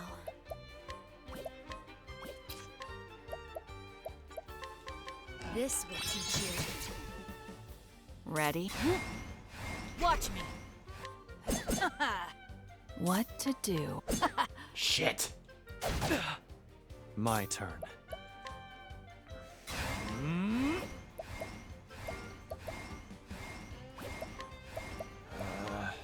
How's this? Damn it. It's gonna run. Yep. Damn it. I was... Okay. I know now, though. That's good. Well now. Now it begins. Now then. Fire. Burn. My turn.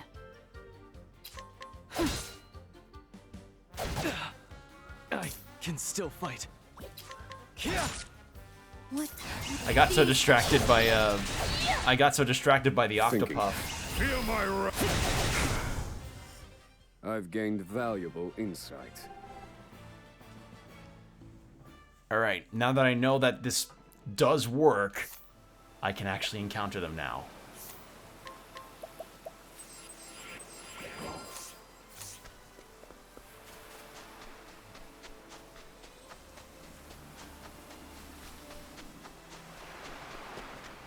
Okay, no, that's just the path to the dungeon. What's the level for that? No, thank you! You see that level? Nah, that was way too much. Pierce them, winds of frost. My turn. Here I go. Maybe I should make Throne Prepare yourself. apothecary, just to like have in the event that I ever have a party dynamic that's that doesn't have Casti or Temenos, just to have a healer that's more of a mainstay. Just an idea. My turn. Thinking time. Pierce them, winds of frost. Well now. You did well, Casti. I'll end this. I'm sorry. Ready? Sorry, but I eat this. Increasing your take game what speed is I one of the want. best things you could ever do for a turn-based role-playing game whenever you're just grinding. It's so nice. Okay, so it's south. It looks like the node for it is south, and then I can move west from there.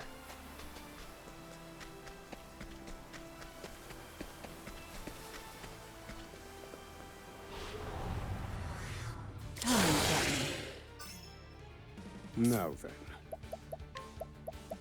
Pierce them, winds of frost. Cleaning time. There!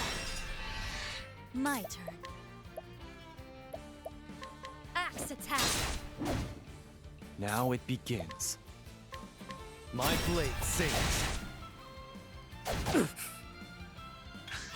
What to do?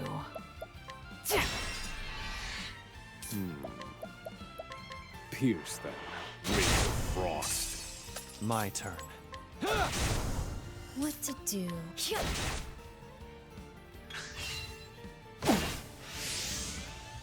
Ready? Eat this!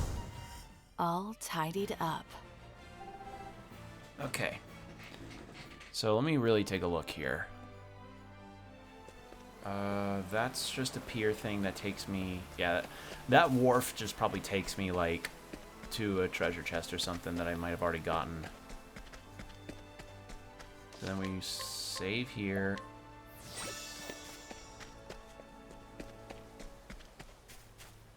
Where is this? Oh, is it just further down? I'm dumb.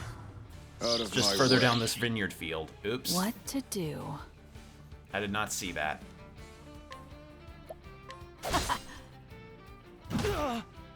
I can still fight. Poor Hikari. He's just My getting his blade shit rocked. sings. Thinking time.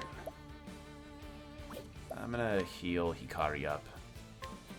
Use this. Many thanks. He doesn't deserve to get destroyed by sea life. Oswald!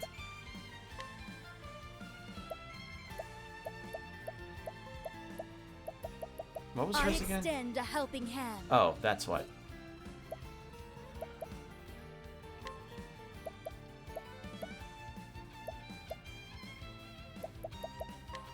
This Heal up will make Oswald. it all right. Cleaning time. Thinking time. Strike them down. All according to plan. Now it begins. It's over. Too slow. Here I go.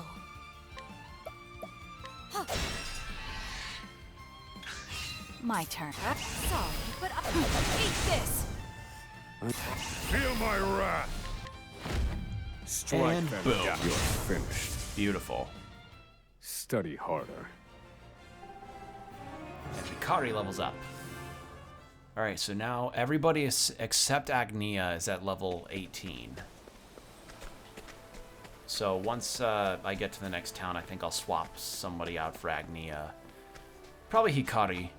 And then go through Casty's chapter with Agnia. Eastern Sai Sands. New area.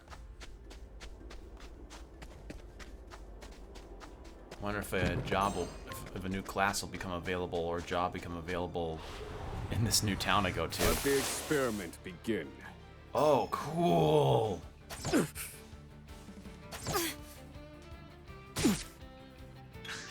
Oswald, Why are you going after Oswald? hang in there. I'm not dead yet. Too slow. Fire. Burn. Now it begins. My blade sings. Excellent work, Hikari. Axe attack! Just heal up. Throne. My turn. This will make it all Thank you, right. Casty. Thinking time. Ice Pierce winds? them. Wings of No. frost. My turn. Okay, not Now daggers. it begins.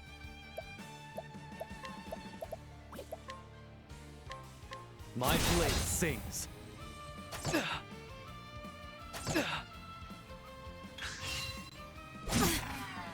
Now then. Feel my wrath. Fire. Do this. You're finished. There we go. Easy. I've gained valuable insight. Alright, everybody's catching up to Throne, I think, in terms of levels. What would help is if I found another Octopath and actually defeated it. That would be wonderful. Let's get a plum for Oswald. Okay.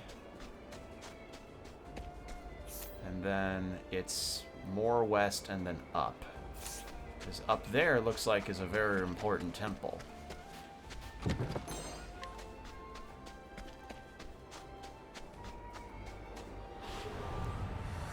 I'll do what I must. Ah, Prepare wind and yourself. darkness. Okay, that's what it is. My blade sings. Cleaning time.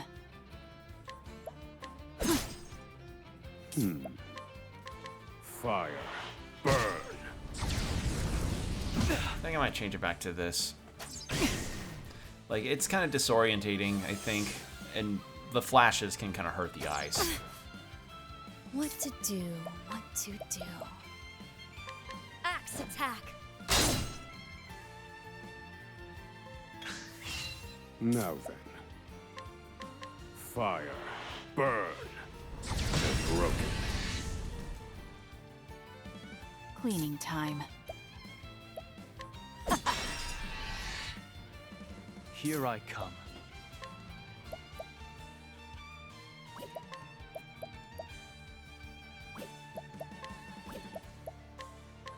My blade sings. My turn.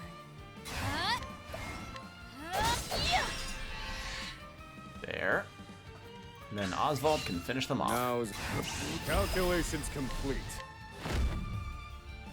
Fire. Burn.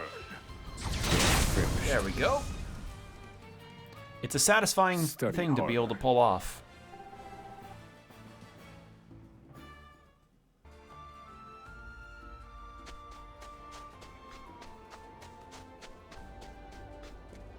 What's this temple over here? This is definitely something that I think would be more endgame-ish, or probably mid to endgame.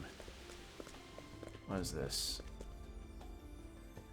Come alone if you wish to pass through the gate. Okay, so this is something very different. Let the experiment begin. Here I go. Pierce them. Winds of frost. Okay, these guys are weak to ice. Good to know. What to do? There!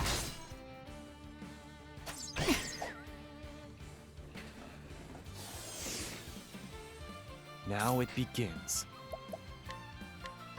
My blade sings.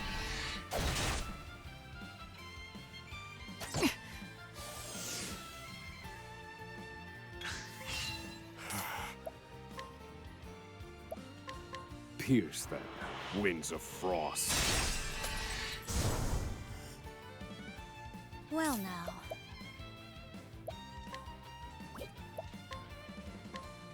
This will make it all right. Thank you, Casty. Cleaning time. Here I come. It's over. For the pride of Ku. There we are.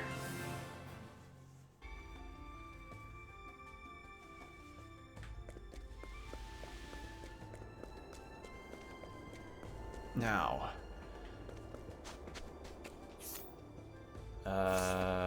So Throne just leveled up. Everybody's sitting okay level-wise, I think. I think I need to check on Hikari's equipment, because I think his defenses are not up to snuff right now. I need to do I that. shall be your opponent. Now then. I do not have enough to comfortably fight that. Shit!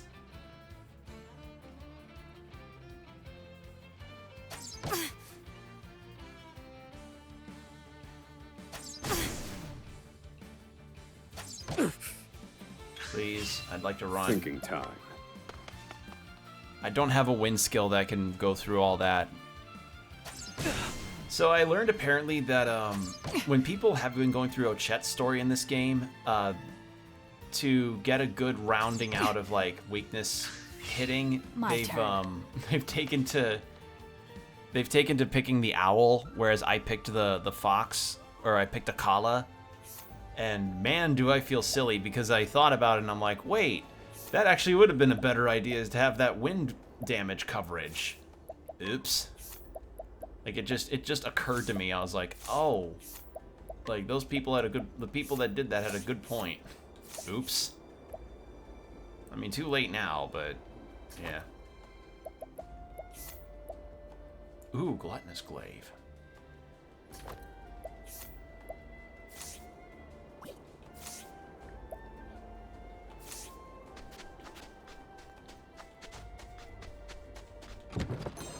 Powering lychee, that's good. And I'm guessing that thing south is, that other icon south is another god temple, much like the one for the apothecary. Alright, I actually need to use the restroom real quick, so pardon me for one moment, everyone.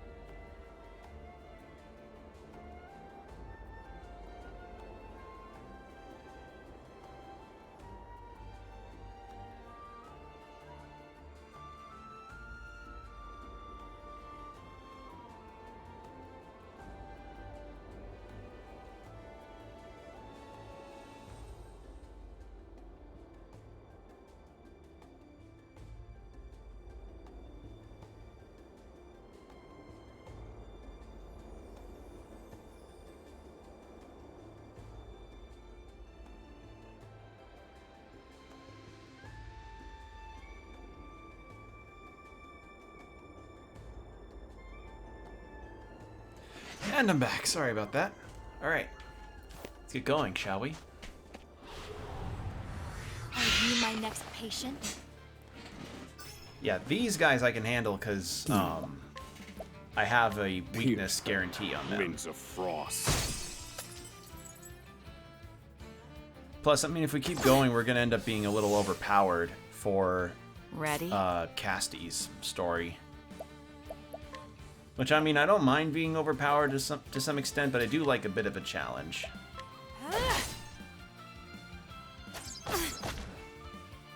Now it begins. My blade sings. Time to strike. Excellent work, Hikari. Axe attack. My turn. There! Eat this! Prepare. My blade sings. There we go. For the pride of Kud. Oswald, level 19. Actually, I think we may be on the right level, possibly, for Cassie's story, because wasn't it level like 18 or something that her story was meant to be? I think so. How's everyone's health? Hikari could use a little help. There we go.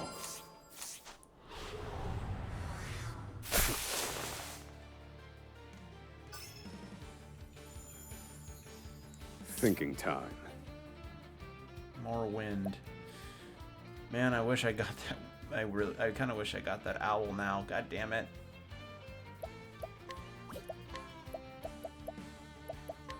Fire. Burn. Very effective. My turn. There! Here I go.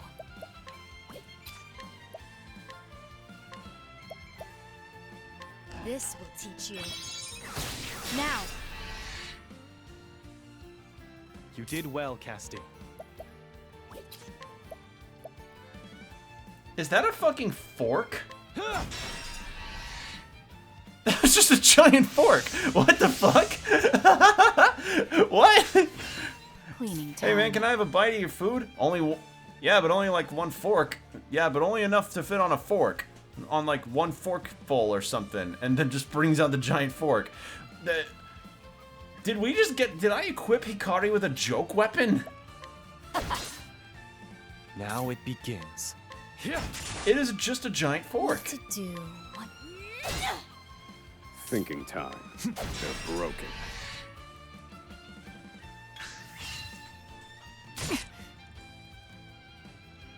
Too slow.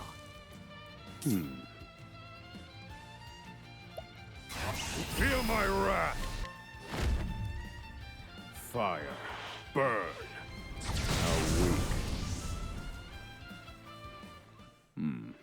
I've seen worse methods. Oswald really is like, he doesn't have much, like, once he's out of MP, he's kind of kind of just like there, but God, when he has his MP, he's just a beast of damage. Energizing pomegranate. Pomegranate! Let the experiment begin. Okay, so light and wind. Okay. What to do? My turn. It's just a giant fork. Alright, I guess that's a joke weapon. then. Cool. I like joke weapons, they can be funny. They're broken. Here I go. Axe attack! Now!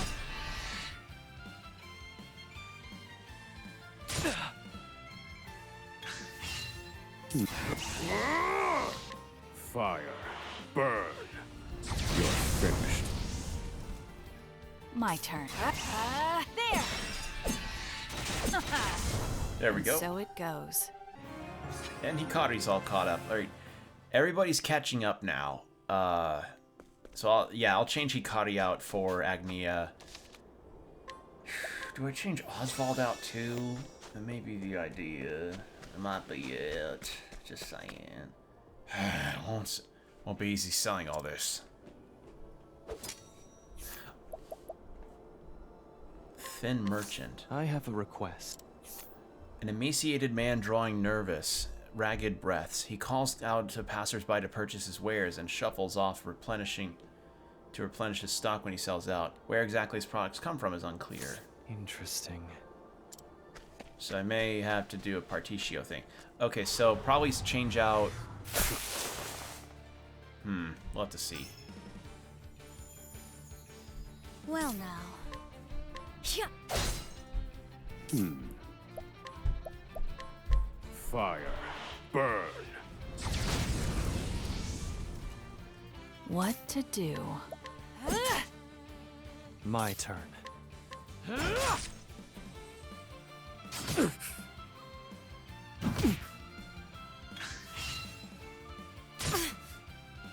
I need a plan. Fire. Burn.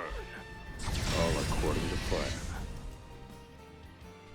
Brilliant, Professor. There! Ooh.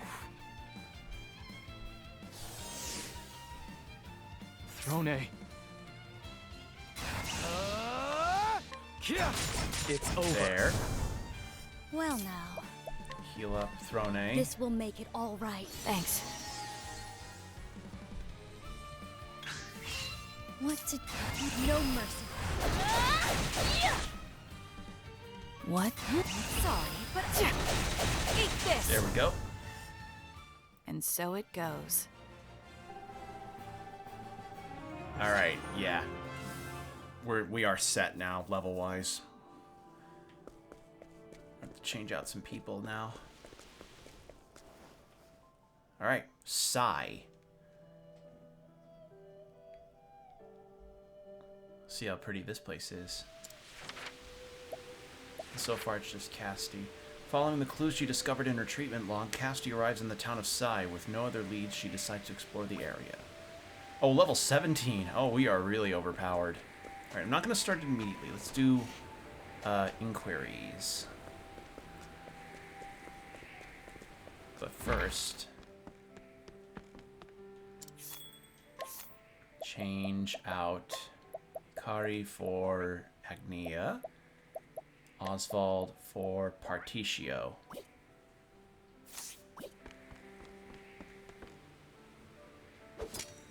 Oh, that's right. She can just ask for people's stuff.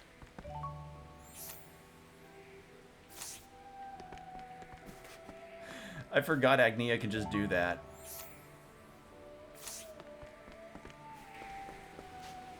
Nothing there.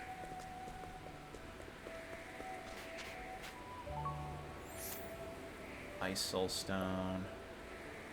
No.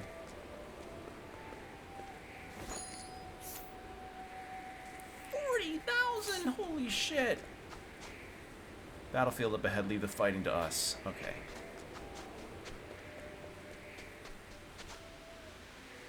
Oh, I can't believe that bastard! And with my own father's sword! That sword is a precious family heirloom. I won't be able to face my father without it. That dirty thief should be at the decaying temple in the eastern Sai Sands, but I don't stand a chance against him.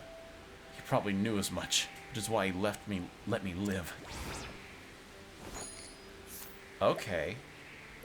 So there's someone to help out. So there's that. Bunch of ooh. This ain't no bed and breakfast, traveler. It's a field hospital.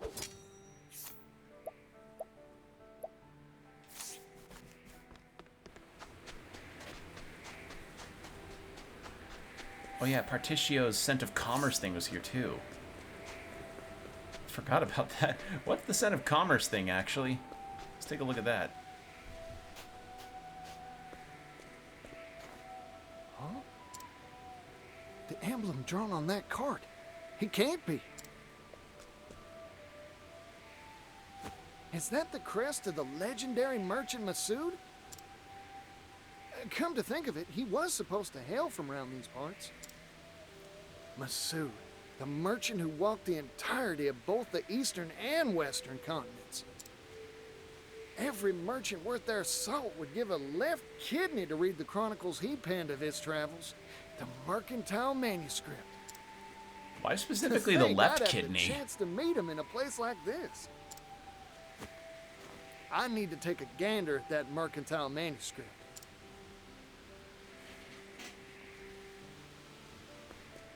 I'm gonna sell my left kidney for that. Young man, why are you holding a kidney in your hand? It's my left kidney. I'm trading it in order to be able to read your manuscript. Who are you? Howdy, you're the legendary merchant Masood, ain't you? Oh, there's something I'm dying to ask you.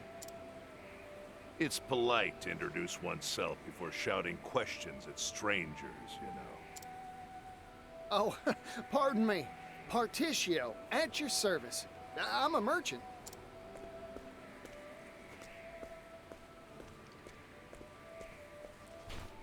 So? What does Particio the merchant want with a retired old man like me? Oh, I've heard stories about you ever since I was a chickadee. Like that time you struck a deal with that horde of bandits. Or when you saved that little kingdom in the west from famine. Oh yeah, and when you scuffled with the royal family? That story stuck in my old noggin. I asked you what you wanted with me. A merchant should know how to get to the point. Yeah, right again. Sorry, got carried away. I'll cut to the chase. Let me read that chronicle you penned. The Mercantile Manuscript. No. Now leave. Huh? Don't make me repeat myself. I have no obligation nor reason to let a nobody like you anywhere near it. I'm not a nobody, sir. I'm what they call a protagonist. You can tell by my absolutely wonderful drip, as they call it over there on the road. Nobody? Now listen here. That's hurtful. Besides, even a nobody's got a nobody's pride. And if I may toot my own horn, I've got some merchant chops to my name. Oh, you do you? Then I'll give you a test. Prove your worth to me, oh nobody of supposed talent. This is what I'm talking about. You got yourself a deal, fella. Good. As a merchant, there is one treasure I value above all else. Bring it to me. Huh? If you profess to be a merchant, the answer should be obvious.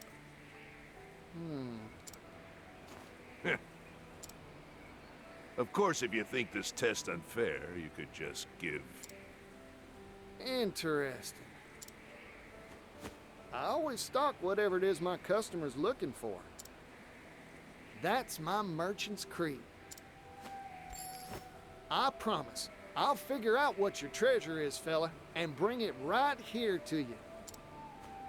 I'd very much like to see you try. My treasure is a $1,500 copy of Pokemon Sapphire. The legendary Masood's treasure, huh? I'll need to start by looking for clues. Maybe someone around town knows a thing or two about it. Time to gather information.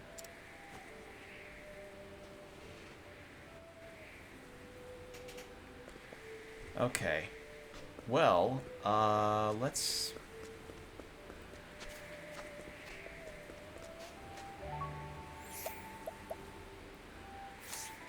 Alright, let's switch to daytime so we can do some inquiries.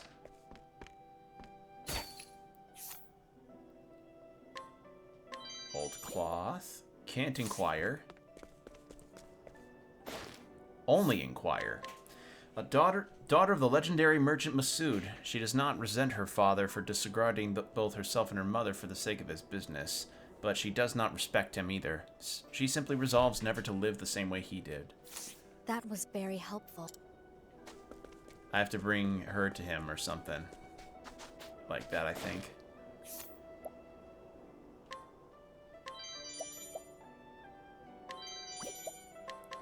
A soldier who complains daily of his aches and pains to his apothecary. Thorough examination revealed no signs of illness or injury, but the pain persists. Worse yet, its location changes from day to day. The cause remains a mystery. Thank you. Doctor, it hurts when I tap my arm with my hand. Maybe don't do that. A woman lending her assistance to the field hospital. There aren't enough apothecaries in town and casualties are mounting. Her husband was one of them. His death led to her study medicine. That should be to her studying medicine. That reads weird. And she learned enough to serve as an apothecary's assistant. That was very helpful. Or study of medicine, rather. A young man born to a line of swordsmen in possession of a legendary sword. His greatest teacher was his father, who was famed for never losing a battle but succumbed to illness not long ago. He set out on his journey of training and discipline to hone his innate talent into true mastery. Thank you.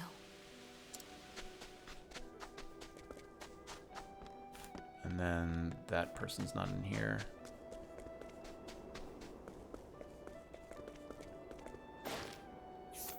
What about you? An old man who lost his grandchild in the war. His daughter has been despondent ever since and refused to leave the house for the longest time. Though she now leaves every once in a while. It would be some time before she knows joy again. Thank you. Shit. Yeah, because this place is like a war-torn area. It's like just war and nothing but it.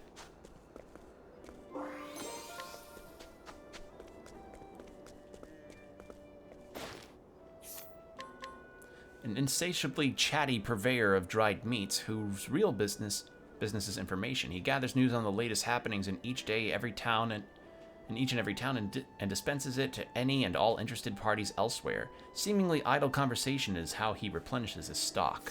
That was very helpful. All right. Can't do that.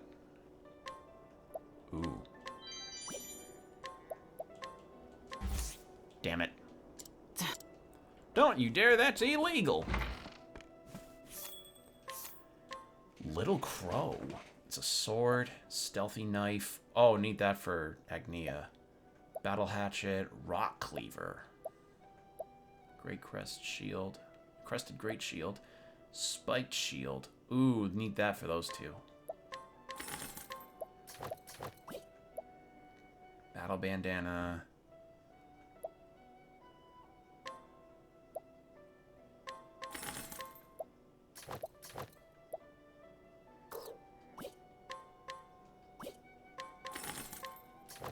Let's do a little selling, actually.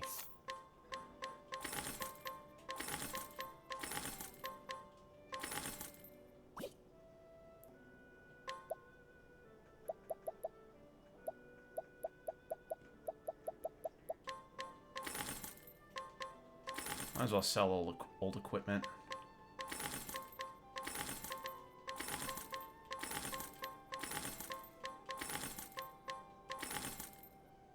I think that... yeah.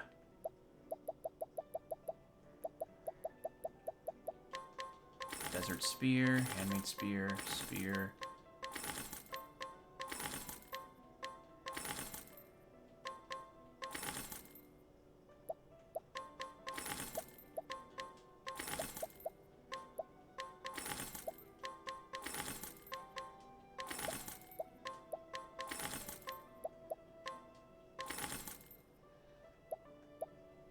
I'm gonna keep some... I'll probably keep some equipment just to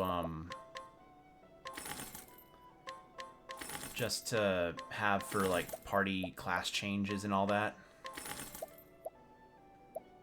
I think that might be the good idea.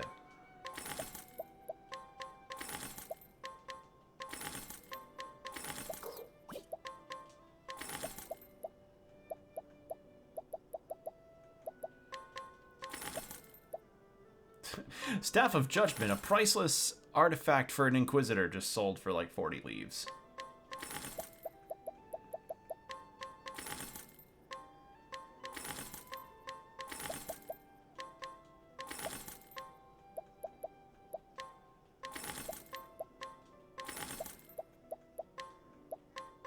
There. And then... the shield stuff is not going to change, though, I think.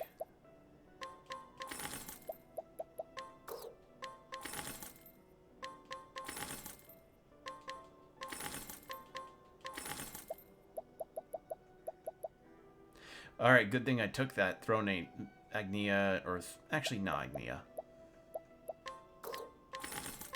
Yeah, armor stuff is not going to be a problem to sell all of that I don't use.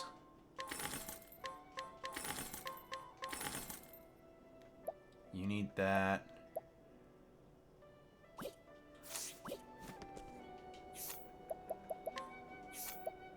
You can learn a new skill. Wind-based damage, yes. Oh, good. Wind skills, finally. What does she get here? Receive additional JP after battles. Ooh, that pair with Particio is going to be great.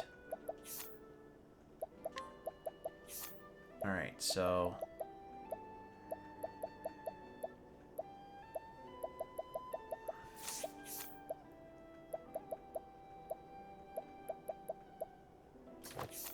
there we go.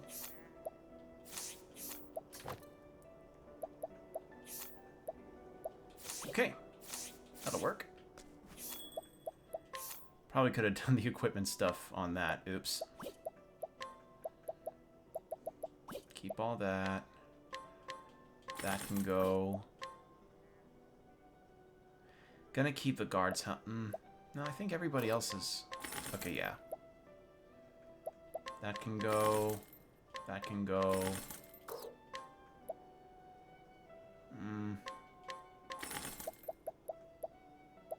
This can stay.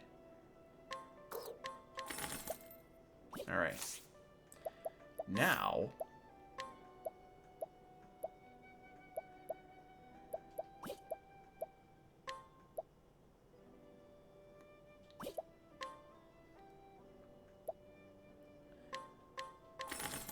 Dojo Hakama for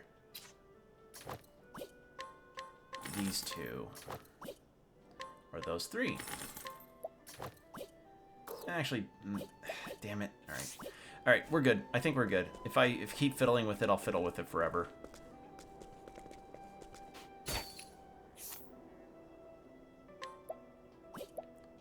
Alright, a soldier soon to get his first taste of war. He has been enthralled by tales of heroism and bravery ever since he was a boy. He became a soldier so that he might leave his own heroic legacy behind. The odds are stacked against him, as he has plenty of courage, but no strength. Thank you. Let's see. A young boy living with an elderly couple in the East District. He used to reside on the west side of town, but the war made an orphan of him, and so he rises with the sun and spends each day standing on a street corner in the city's West District, lost in memories of his parents. Oh. Thank you. Oh, poor kid. Oh, there's a whole other district over there. How's everything going? Going good. Talked about my con stories, the stuff I bought. We just did Ochet's story, and we received a sea serpent friend that's supposed to help us during the calamity. One of a few children living with an elderly couple in town. She's quite mature for her age and helps the couple around the house without being asked. She's an accomplished haggler and cook, and regularly puts together meals on a budget that would beggar belief for most chefs and bookkeepers. Ooh. Thank you. And an old man who's been selling fruit here as long as any can remember. His supply line is a closely guarded secret. His fruit is always fresh and his prices are the lowest around. He has great sympathy for the young children living with an elderly couple, and always makes sure to give them a bit extra, free of charge. Aww. Thank you. Also, I think that statue is of Primrose from the first game, which I think is a neat little reference.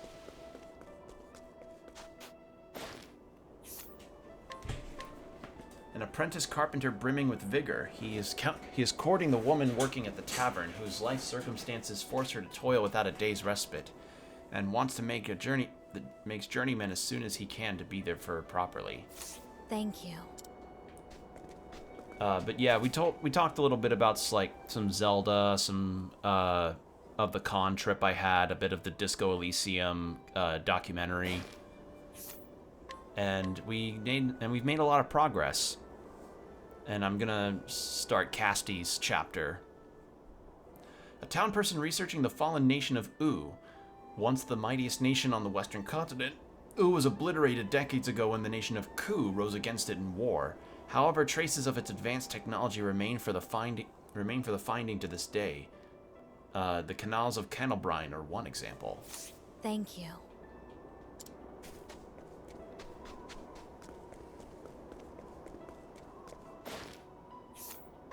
A woman who spends her days loitering in the town square. Her face betrays no emotion whatsoever. She is quite considerate, however. She hands out snacks to the children in the afternoon. Silently, of course. It's a mite creepy. Thank you. Hidden item. And this is probably the elderly house that the kids are staying at. The younger of two siblings living with an elderly couple in town. The war robbed them of their parents, and so they find themselves among the orphans in the couple's care. He keenly feels the pain of his sister's retreat from her once vibrant self. Thank you. One of the children... He feels strange sensation in his breast and isn't sure what to do about it. Namely, his heart threatens to leap out of his ribcage whenever he thinks about the oldest girl in the couple's care. Aww. Thank you. Oh. Energizing pomegranate. Okay. But yeah, I've just been doing all this stuff. The usual town situation. One of the children taken in by the elderly couple, he has taken on the role of the eldest son, wrangling the others and generally keeping them in line. Even the adults in town admire his leadership in that regard. He works diligently in order to repay the kind couple that has so graciously taken him in. That was very helpful. One of the children living with an elderly couple, while his parents are off working in the eastern continent. Quite the gourmand, he's always eager to share food with younger children as well. That was very helpful.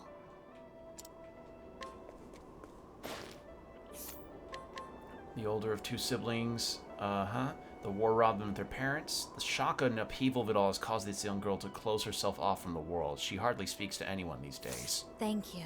Oh. War is hell. One of the children living with an elderly couple in town. As the oldest child in the group, she often finds herself withdrawing to be by her lonesome when the remainder of the group gathers to play. She's beginning to think hard about the future and needs time alone to do so. That was very helpful. A lot of hidden items.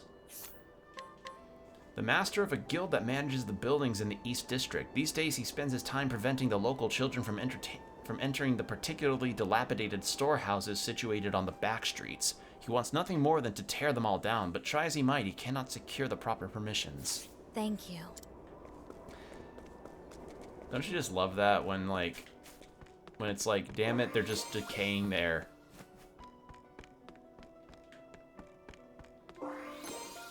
Okay, so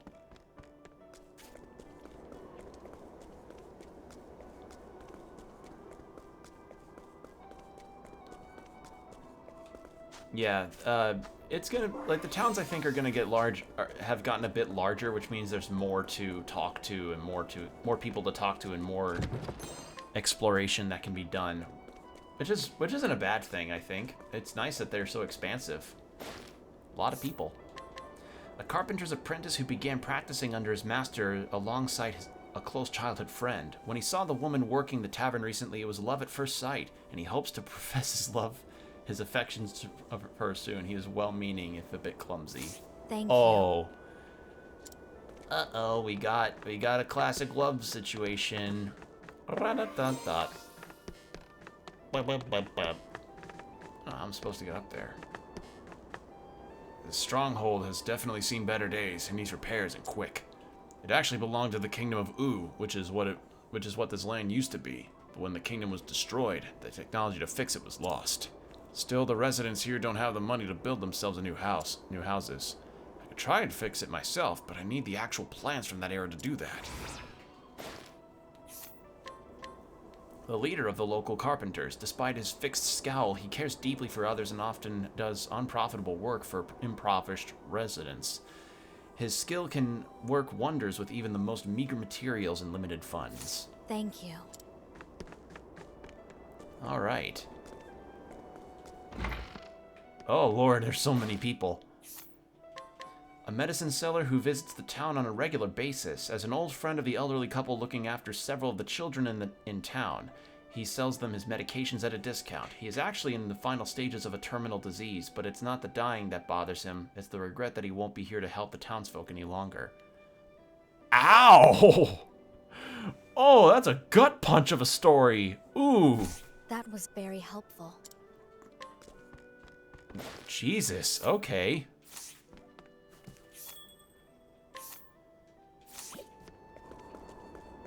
I said ow because, like, that was just a complete blindside of tragedy. Holy shit.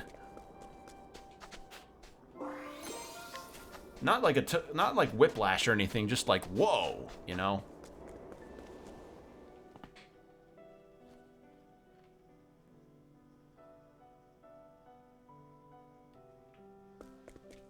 Okay. So we got 2 side quests, one involving, we got 2 major quests and a couple side quests. We've got Casties and we've got the commerce thing with Partitio. commerce thing I think can wait till next stream, but I want to do Cassie's quest now. Just to finally get that wrapped up, to have everybody's chapter 2s done. And since we have all the party, let's do that now. Your tail. Here we go.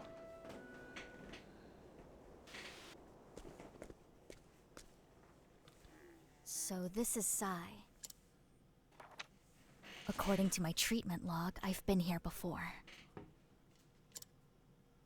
Perhaps something in this place will help unlock the door to my memories.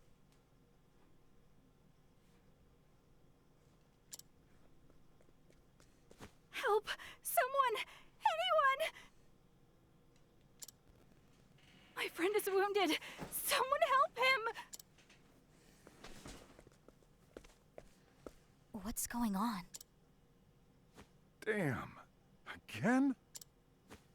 It'll be someone else's turn next. It's been tit for tat. May I ask what's going on? Fighting, lady. With the soldiers of the town over yonder. Folk living in this neighborhood are outsiders. Immigrants. We don't have much to live off of. Anyone who wanted to make a good life for themselves used to head to the next town for work. All was fine, till a few years ago. Folks there suddenly decided we were undesirables. That's the cause of the bloodshed? That's the short of it, yeah. So my turn. Who are you, lady? You don't look like one of us. Just a simple traveling apothecary. I seek only to give aid. If you have wounded, I will treat them. Where can I find that woman who was shouting earlier? The hospital. It's in a hovel in the northwest of town. All right. Thank you. I'll head there immediately.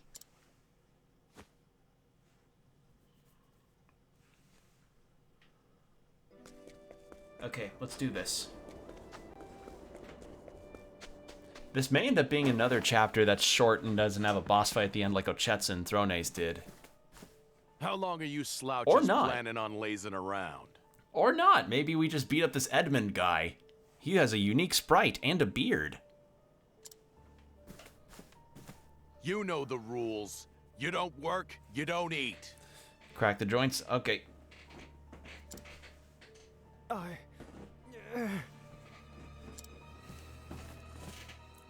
Master Edmund, please. I've only just staunched this man's wounds. Spare me the sob story, Bone Mender. A man's gotta be strong if he wants to make it in this world. Gotta be a provider, you get me? Wow. What a class act.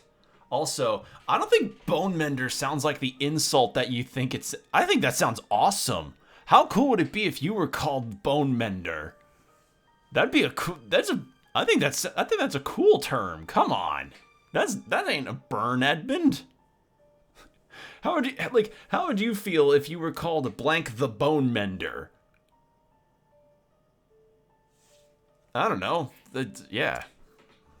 You don't work, you don't eat. No excuses.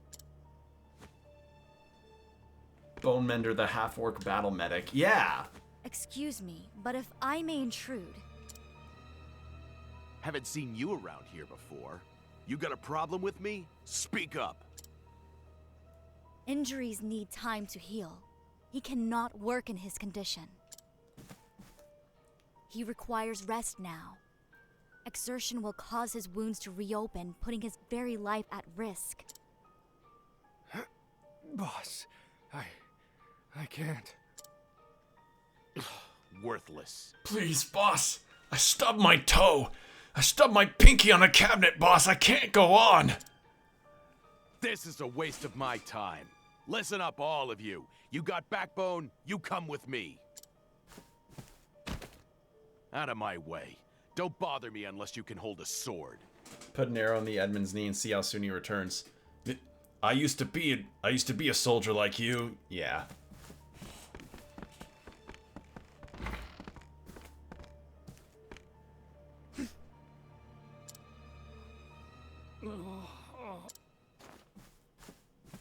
The pain. The pain.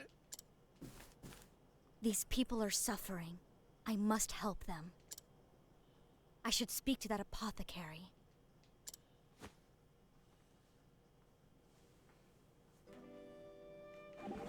But first, travel banter. This hospital is quite the mess. Unsanitary environments are unacceptable for a place of healing. We need to clean it up. Clean, you say?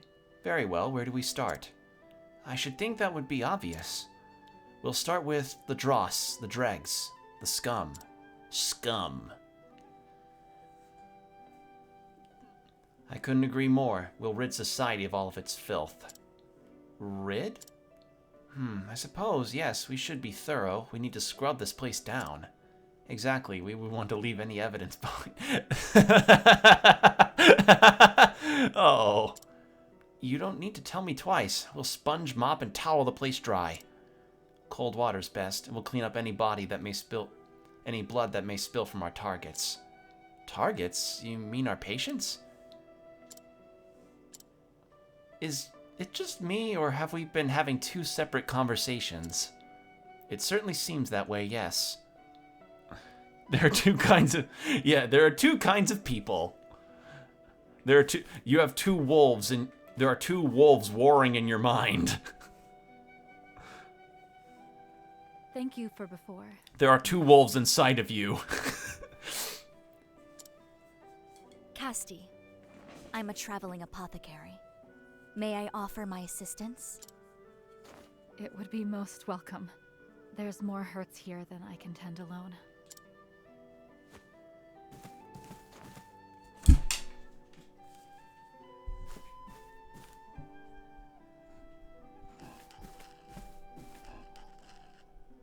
There. We've done what we can. Sudden ASMR noise of the mortar and pestle. It's still too early to rest on our laurels. We'll need to burn the candle at both ends tonight.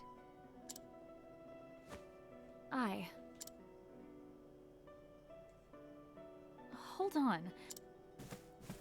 I was too busy to give you a good look earlier, but we've met before, haven't we? One wolf is aggressive and bloodthirsty, and the other is a neat freak. Yeah, one's a gamer, the other is lost my memories. Not a gamer. I don't know. I see. I've been retracing my past, trying to discover who I am. In that case, it's my turn to help you. Ask me anything. I'll be glad to answer.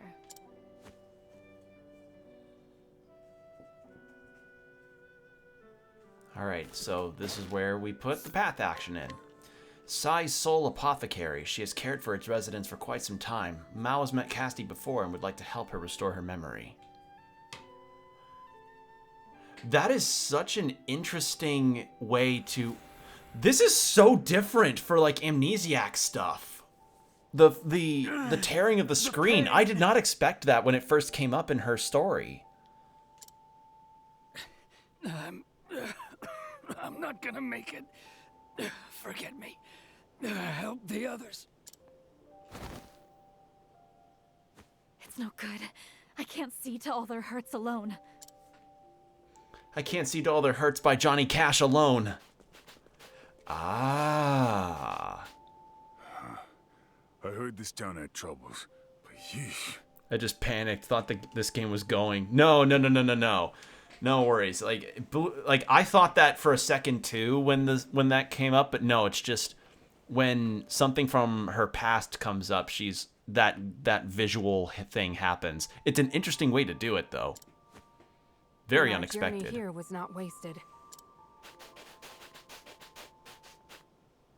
These wounds fester faster than I anticipated. The desert climb, I wager. Just like the chief said. Good thing we came prepared. Excuse me, who are you people? Heirs apothecaries. We're here to help. Heirs apothecaries? Chief! Oh, she was the chief. I've done what I could. The rest is up to you, Chief Casti. Oh. Okay. So she was, like, in charge of a group. Chief? Was I the leader of Heirs Apothecaries? It was 4 years ago, if I recall. Not long after the fighting began. You arrived at the head of your apothecaries to offer aid to our wounded.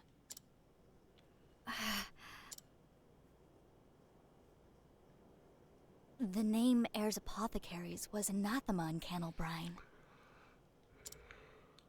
And yet, here, they're seen as saviors. Why? Mender, there are more wounded on the front lines. Take me to them. I'll see to their hurts. Wait, there's no need to risk your life for us. Ah, low battery! You're here to reclaim your lost memory, right? Is that my PS5 one? Yeah. Hold on.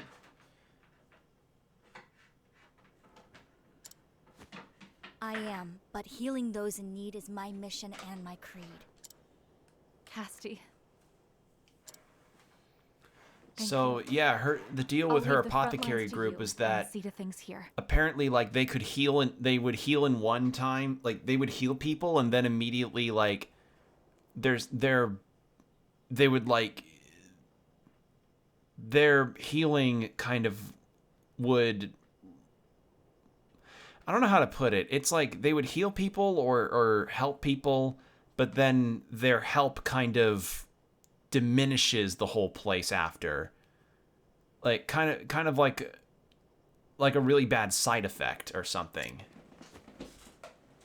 That, because, like, in her first chapter, people called her a plague. And she and apparently it was like, oh, they heal people in one town, they heal people in a place, but then they, like, either kill they either kill the patients with, like, whatever their medicine did with it, or they just straight up raise a town down or something like that. Like, I don't remember the exact wording of it, but it was like, yeah, they'll heal somebody, but then that sickness will either come back worse or something like that. So it's like, oh, I'm hearing stories of conflicting deals. What was Heirs Apothecaries like? Howdy, Casti. Is it just me, or are you looking worn out? I appreciate the concern, Particio. Physically, I'm healthy and whole. My memory, on the other hand... Don't push yourself too hard, you hear? Losing memories. I can't even imagine how hard that must be for you. I can't say. There's still so much I don't understand. It's like there's something right in front of me, but I can only see its shadow. It's odd to be so distressed by something that doesn't... Isn't it odd to be distressed by something that doesn't exist?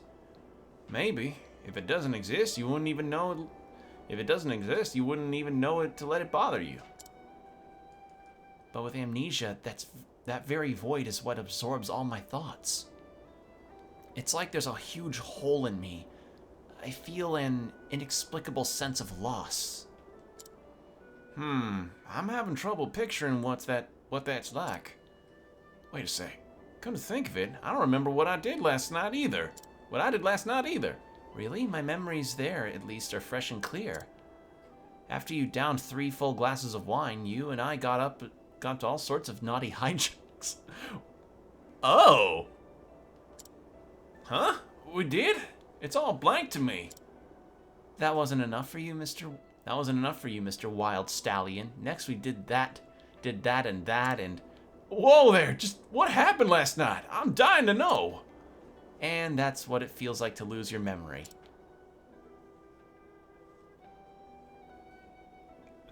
I'm sensing... Okay, one thing I sense a little bit is that maybe there's, like, some kind of pairing situation.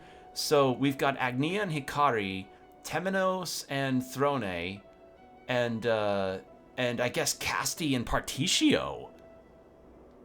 Interesting. Is that the case? Is the game pairing them? Is that the implication I'm understanding here, or am I misunderstanding something? Huh.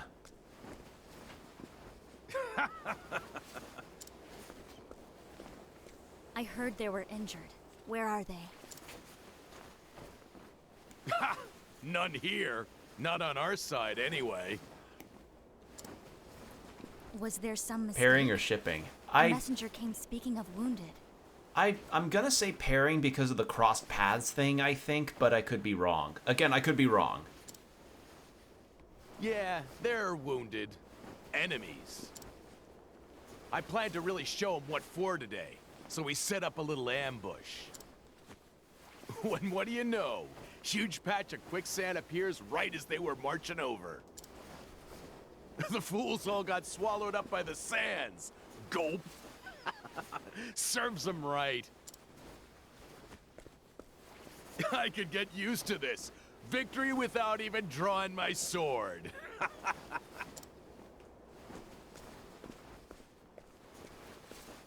Whoa there. Leaving so soon?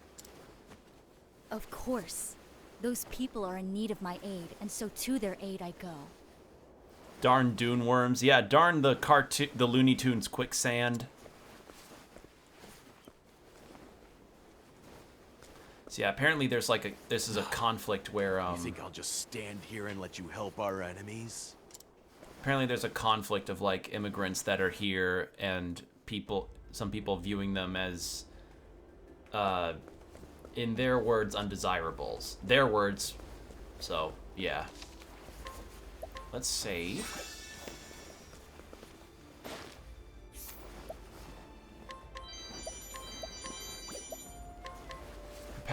A perpetually cheery soldier, not even the long war was enough to shake his optimism, and he was the first to offer words of encouragement to his comrades in arms when danger drew near. So long as he is alive and has not yet given up, that is enough. His reasons, as it turns his back, he reasons as he turns his back on his fallen compatriots. Thank you. Jeez, topical, yeah. So yeah, that Edmund guy's definitely gonna be a boss fight. Howdy there, friend. My turn. There!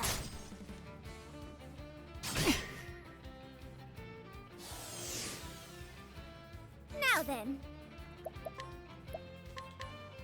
There! This is my chance! You're a star, Agnia. Take this! What to do? I just realized how low Throne was on health.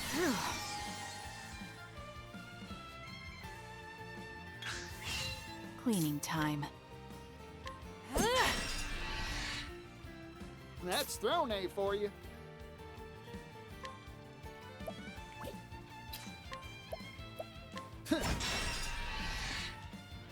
It's my turn. There! I did it! Here I go. Yeah.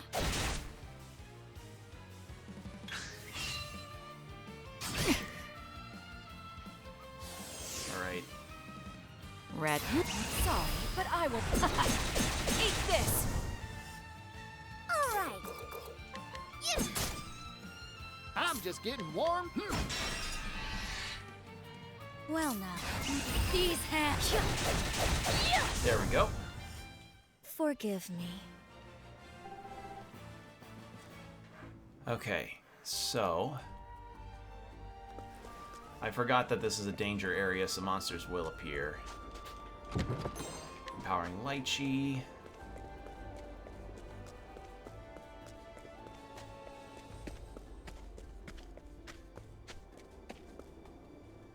Okay. Hello? Is anyone there? Please shout if you can hear me. I said shout, not whimper. Over there. Found you. You move fast, girl. Shh. Quiet. That way. Hey.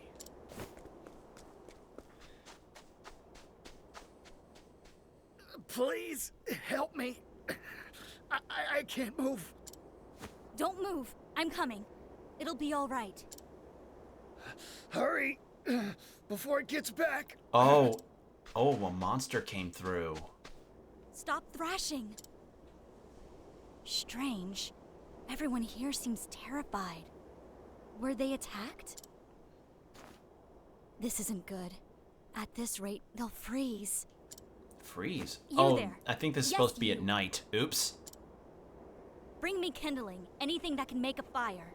Water too while you're at it. Don't spout nonsense. I'm not helping them. They're enemies. I ain't giving them a drop of... Stop blustering and fetch, now! Huh? Damn your eyes. Girl Fine. boss. Kindling and water, right? Girl boss. Absolute girl boss.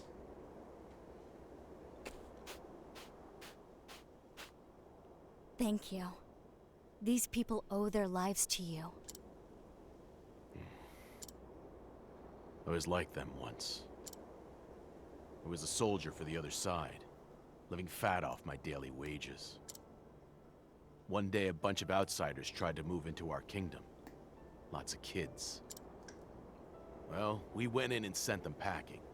King's orders. Didn't think much of it at first, just followed orders. But eventually I started thinking. Is what I got worth bullying innocents? Do I want to protect my coin that bad? Long story short, I got real pissed off about it all. So I switched sides. Stick and then carrot equals results. Yep. You know what, Bone Mender? You're all right. That's not an insult, dude. I keep saying, that's not an insult. That sounds like an awesome title. Takes a lot of guts to stick your neck into someone else's fight just to help folk. Bone Mender sounds like it would be a rank you would achieve in a, if there was ever like a healer's guild or something in an RPG being made, that sounds like it'd be a title for them. You'd start off as like assistant to Bone Mender to Apothecary. Like, it'd feel like it'd be a cool rank, you know? Watching you work, well, makes me feel like an idiot for fighting in the first place. I'm a simple healer, nothing more. I'm alive? That you are. The others too. My name's Griff. I command these soldiers. We were marching to battle when a terrible monster attacked. The ground turned to quicksand, and we were pulled under. A monster? That sounds like a sand lion. A sand lion? What's that? A beast that lives in the sands round here. Usually pretty docile. I'm ready to see what this thing looks like. All the fighting must have set the thing off. Once one of them goes berserk, nothing to do but run for the hills until it calms. But many of my soldiers are still back at our encampment. They're in peril. I must warn them. Hold on now. You're too injured. I'll go. As will I. Commander Griff, you're still too hurt to walk. Rest. Recover your strength. Yeah, I think this is supposed to be at night, because why would you want to have kindling in the middle of the day in a desert? Come on, Desert's Bone Mender. Time to go to someone else's aid. Bone Mender sounds too cool to be an insult. Shut up. Please stop saying Bone Mender. It's not a burn. Like, it's not. Wound Stitcher, Bone Mender, Blood Saver, Deathbinder, Lifebring. There you go, Ice. You just did it. Perfect. Absolute perfection. Come and get me. Cleaning time. That's legit. God damn it, I want that now. God damn it. That sounds so cool. Like, it's just... Now then. Oh, man.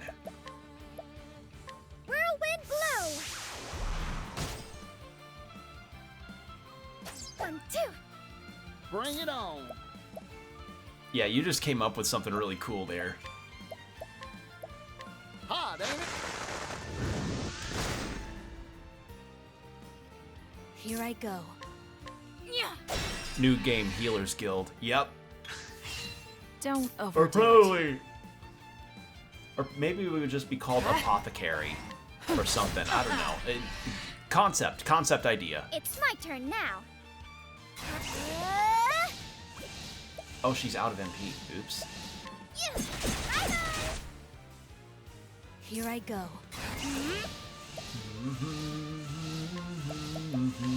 Axe attack. It has to be done.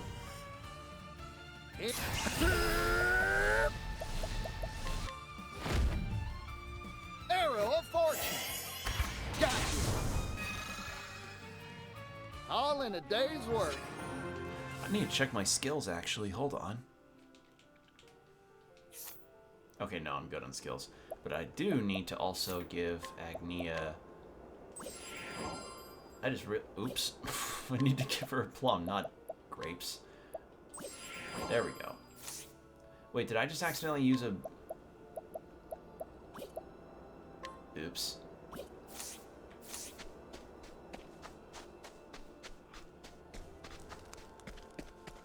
I have to wonder what the story of that kind of game would be. Medicine-y, the Apothecary's Trial. Ooh, that's a good... Ooh, good work. Ooh, that's a good one. That's a good one. All right. Well, there's another concept idea that we managed to think up together. It's fun to do that, to think up ideas like that. All right. There. This is my chance. Incredible, Agnia. This'll cool you down. Weak to ice? I'm terribly Yes. sorry. Don't. It's my... There. I did it. I'm just getting... Time to divvy up the earnings. There we go.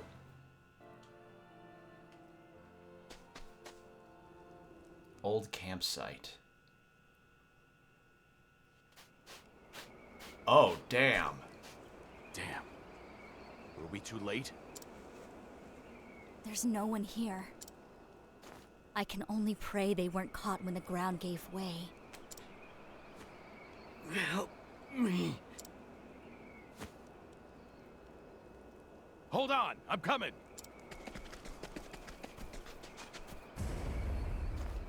Watch out! Huh?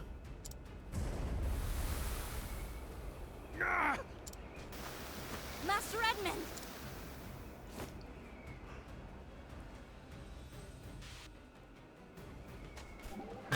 I know something sudden just happened, but travel banter time. Casty, watch this. I've come up with a dance that lets you glide across the sand. If everyone can master it, we'll all be safe from the quicksand. I call it the sand step. That sounds like a lot of fun. How did you do it? It's hard to walk on sand, right? That's because people try to walk their own way, ignoring where the ground wants to go. So if you move in harmony with the shifting sands, then... Agnia! I slipped and twisted my ankle. There. It'll be alright. I'll be patched up in a jiffy. I'm sorry about this, Casty. Don't be. You were just trying to help everyone. I'll pass on learning the sand step, but I appreciate the effort nonetheless.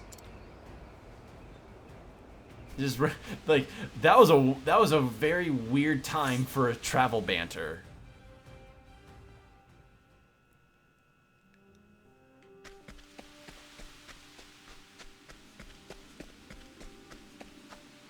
But that was a really hilarious time for it. It's like, oh, here's a travel banter, and Agni being clumsily showing a new dance, even though someone just got pulled into quicksand.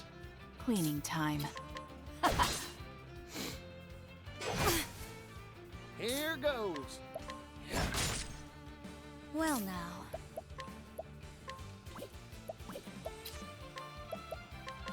Naughty deeds earn you bitter medicine.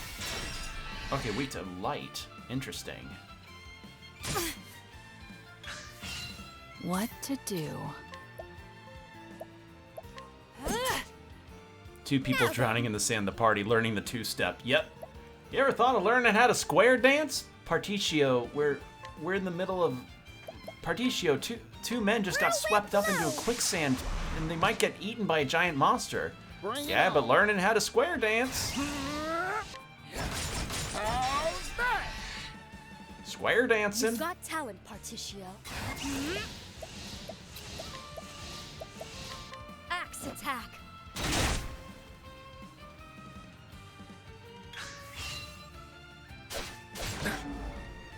Whoa, time out.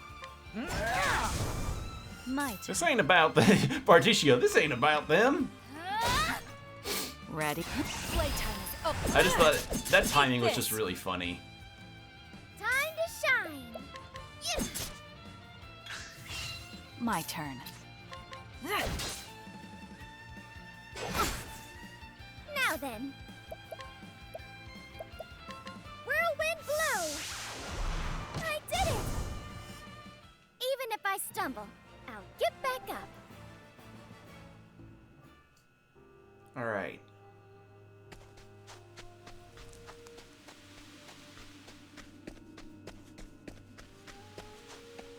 Grab that. Get them olives of life.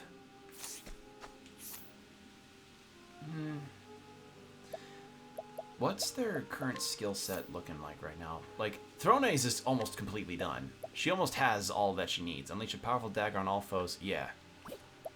Particio only has one left. Agnia, or Cassie only has one left. Agnia has one left. Yeah. So I think once I can afford to get that last skill for Throne, I'm gonna change her job to a apothecary. But yeah, this is another thing, Ice. We got the apothecary job because apparently it's just that easy to, like, we literally just walk into a house and an apothecary looks at us and is like, "You've got that spark of an apothecary in you. Here's a license." No medical training at all. No classes, nothing. What to do? Just out of nowhere. What to do, what to do. Axe attack. I'm terribly sorry. All right. Whirlwind blow.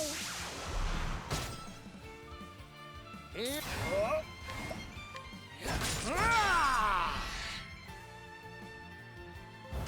Open your eyes. It's my turn now. Whirlwind blow. Cleaning time.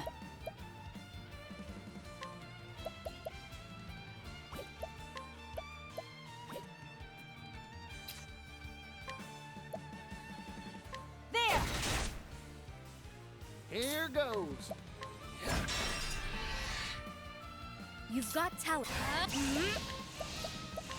Axe attack. Has to be done. There we go.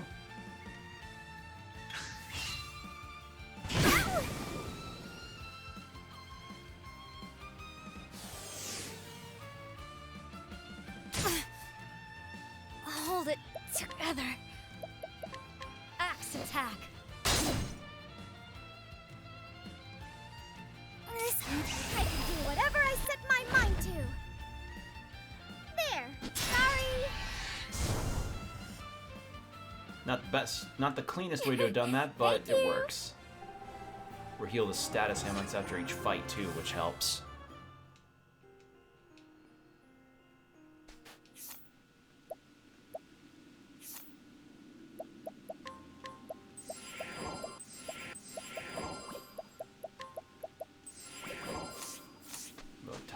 everybody else first.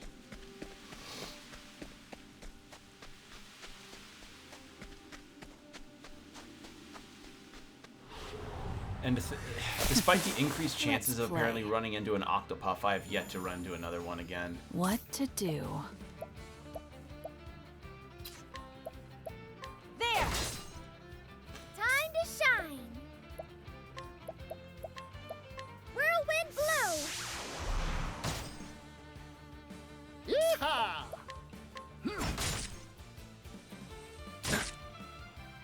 My turn. Axe attack.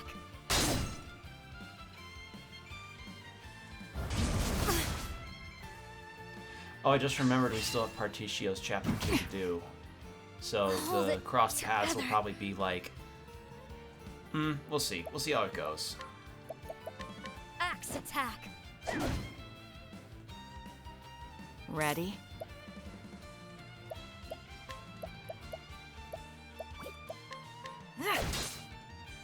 Time to shine! Whirlwind blow! Now! You're a star, Agnia. Hot, ain't it? Felt that, didn't you? I like that animation on the Ember skill. It's really pretty. My turn. Sorry, but I won't hold back. Heavy-footed, aren't you? God damn, that's a lot of damage. Now then, you won't want to miss this! Bye-bye! I wasn't expecting that. Got an attack boost with that skill would be so good. So nice and good. Healing great bunch.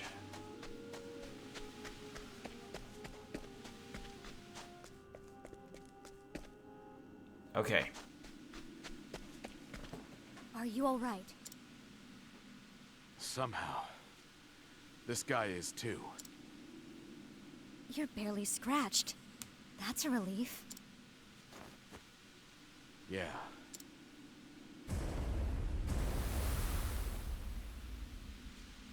The sand lion's back there. We need to pull these people out quickly. At this rate, they'll be buried alive. Are you well enough to help, Master Edmund? I'd like you to pull these people out and get them to safety. Hold on. What are you planning, Bone Mender? I'm going to have a word with that sand lion. I'm ready to see what Sprite looked like. Let me call for backup first. There's no time. If it thrashes about again, every last person here will call these sands their grave. But you'll... Does Edmund Here's a have fun glasses fact, on? Master Edmund. Or am I being... Apothecaries are trained in combat medicine. Hmm. I can handle myself. Don't worry about me. It's kind of hard to see, but I got think some guts, Bone Mender. there's like a couple sprites near the edges of his beard that kind of look like those small round glasses that you put on the bridge of your nose. I never Leave these people to me. like. I guess they're reading glasses, but I never really understood the purpose behind them. Thank you. Take Like, care of them, Master Edmund. I don't know. They just seem like a fun anime fashion accessory.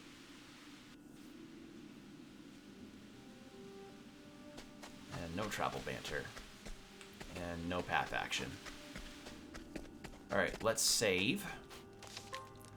So we have at least a boss fight in. And no skills to learn. And of course, I get a random encounter right before it. God damn it. Surprised my foe. Can I please run? My turn. Yeah, I didn't feel like fighting. I want to fight the boss.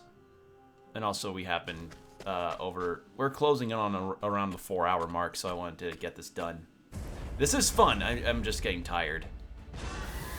Yo! Hello, Sand Lion.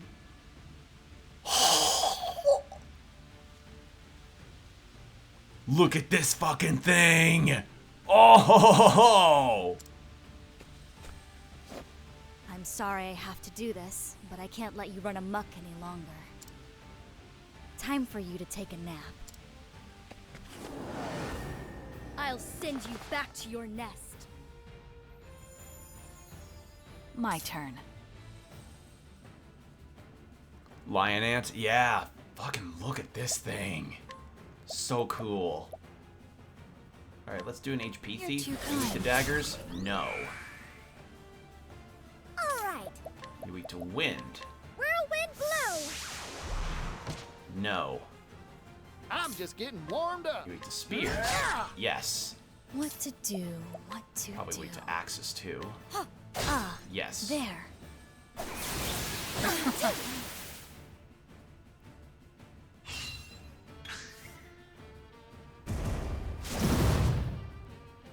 Oh!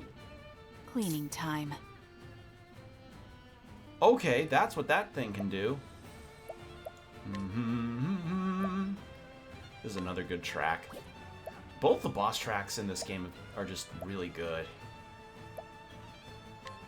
You're open. Time to shine. Whirlwind blow.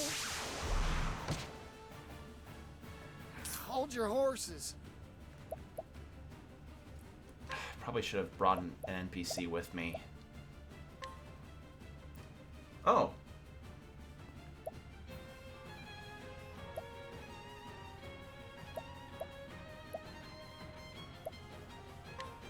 Let's get to work. That was nothing. Oh, that's what that... My turn. Oh, I need to drain this thing quick. Weak.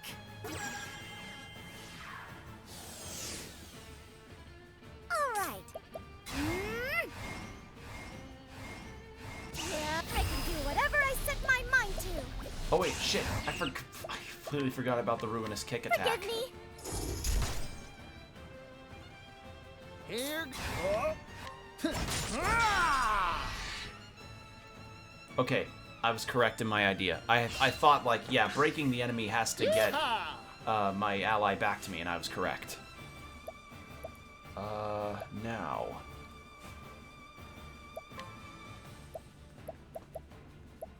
Let's do something...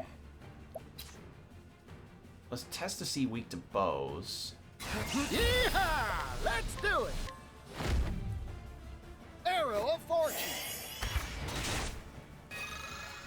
Not weak to bows. Well now.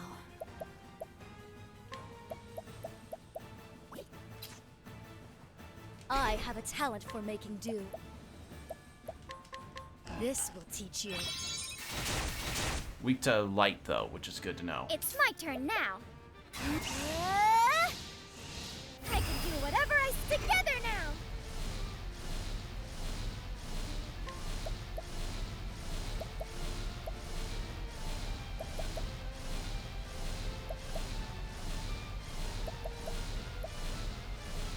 Actually...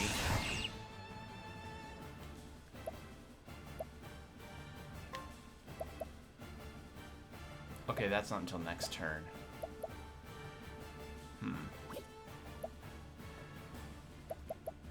Elemental attack, so no defense situations, huh? In that case... Let's give a Lion's Dance to Throne. Lion dance. Cleaning time. How much damage will this do normally? Heavy-footed, aren't you? Good. Okay. Hardens its shell. Oh, Bring it on. okay. Yeah, good thing I have Particio. Don't underestimate for this. Yeehaw! Let's do it! How's that? Cleaning time. Are you weak to Afraid darkness? of the dark. Yes. Okay, good. I have multiple weakness What options. to do? What to do? And then I'll actually do this. Naughty Break deeds it. earn you bitter medicine. And then I'll Peacock Struts for Casty. Thank you, Casty.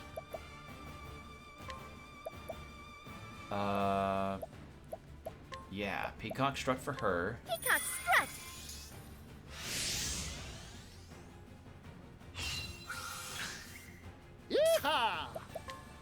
And then you can... Well,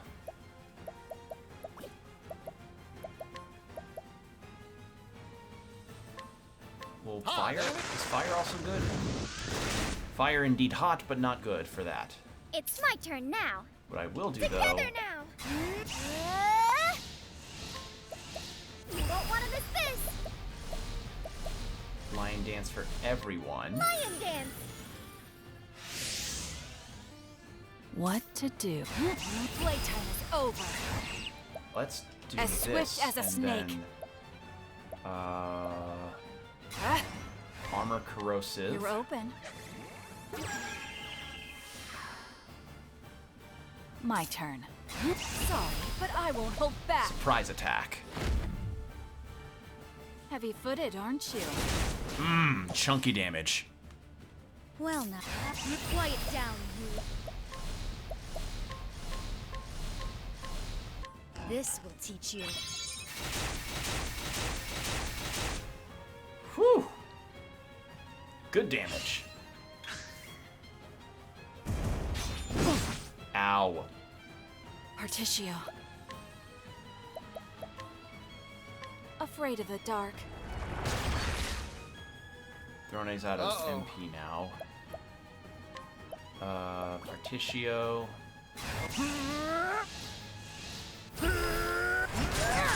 How's that? Time to shine. Forgive me. Alright, then I need to heal Particio. My turn. Healing touch on Particio. This will make it all right. Sorry about that. And then... What to do? I need to take I'll a take plum. this. And Nia probably can't do Now another then. kick, right? Nope.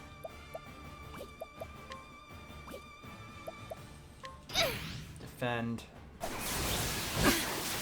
Good thing I did that. Hold it together. SP, BP. Actually, yeah, SP need a... Let's get SP Time to for your medicine. her. You have my thanks, Kesty. Bring it on. And then you do that.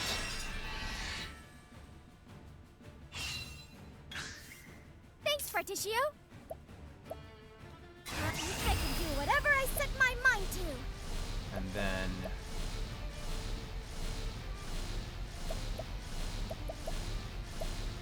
How about... Peacock Strut? Well, she may miss. That's what multiple turns are for, I guess.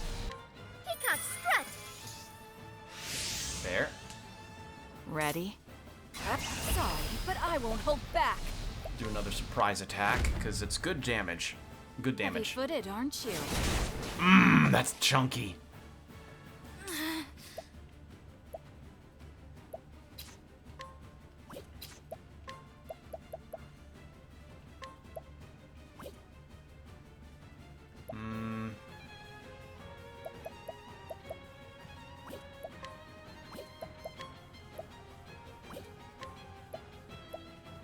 Positive effects, SP. Reduces likelihood of being oh, that's actually good for Casti. Nullifies a status ailment. Yes. Time for your medicine. Good stuff. Yeehaw! Casti's got a good skill set. I like it. It's a nice skill set. Let's rest. Yeah, Particio can just do that. Just rest. I like that. That's just a skill for him.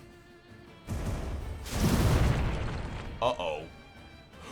Two? Here goes. Oh no! How's that? What to... Quiet down, you.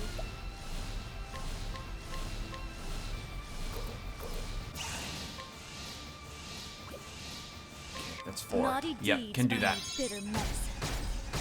Now, Whew, that got scary. 2! I apparently can lose 2 of them. Okay, good to know. What to do? Holy shit, that is scary. That is a very scary skill that this thing's got. You're open. Yeehaw! How's about...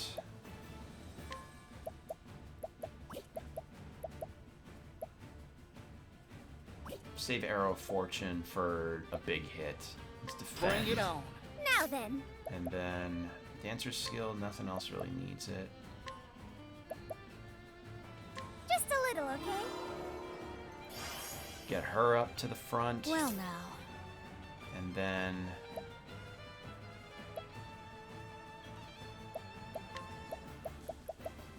Weak to poison, replenish health.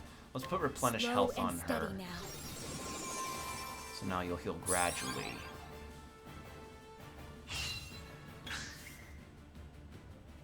Oh god.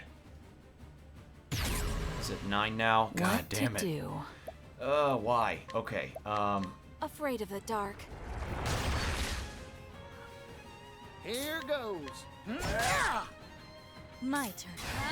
Quiet down, you. Shit. Probably wouldn't be wind, would it?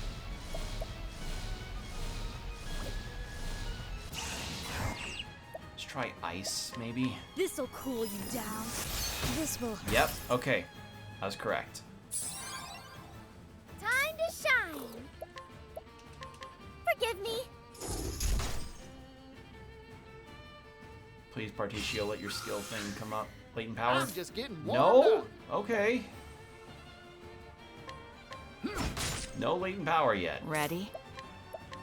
Afraid of the dark. Now then. Forgive me.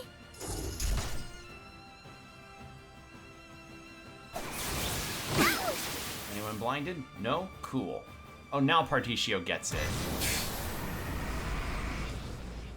My turn.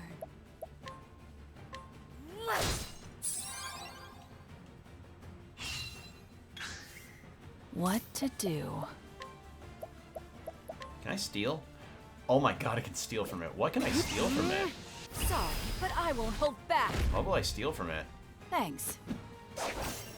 Refreshing jam. Alright, thanks. I thought it'd be a cool weapon. Now then. You won't want to miss this.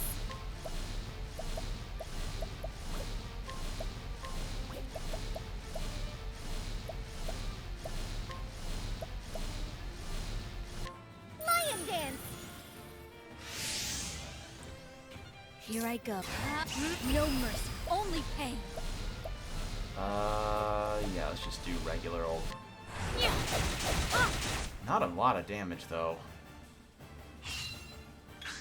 Probably is a waste to do that. What to do?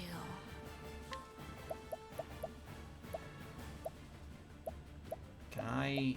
Actually, wait. Can I blind him for 2 turns? Yeah. Naughty deeds earn you bitter medicine. Yeah, let's blind it. That'll help. My turn. You're too kind. Now then. Next should be... Peacock struck with it. No, because I don't have any elemental stuff with her. I ran out of those.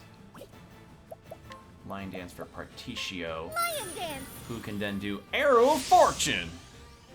Yeehaw! Let's do it. Arrow of Fortune. It's a lot of oh! I'm gonna have so much job points.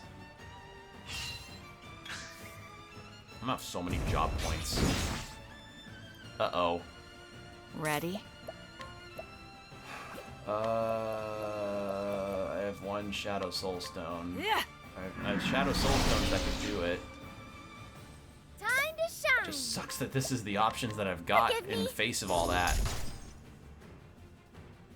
Here, don't underestimate me. Yeehaw! Let's... Thank God for Particio's skill. If I didn't have him in the party, this would get a lot harder. It's my turn now. Forgive me. Bring it up. My turn. Playtime is over. Eat this! There. Yeehaw! Let's pop an arrow of fortune. Arrow of Might as well. It's more JP. Might as well, Ready? even if it's small amounts. Todd, you won't want to miss this. Forgive me. Oh, come on, please. I'm begging you. These hands.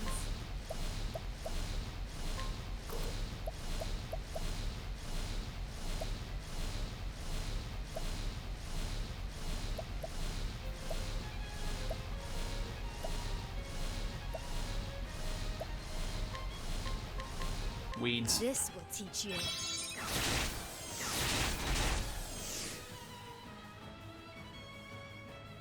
I have no other options. Need to throw some weeds in. Oh, use the classic DM party wipe trick. Rocks fall, everyone dies. Oh, shit. How much health do you have left?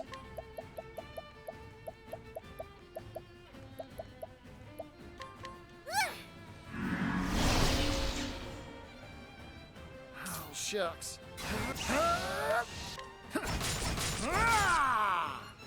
What to do? Let's get a plum to... Oh. Do I have a basket? I do have a basket. Hang in there. Basket. You have healing hands. Here I go.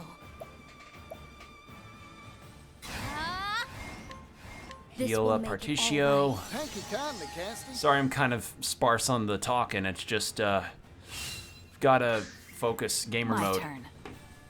Gamer mode's on to fight this cool-looking lion ant thing.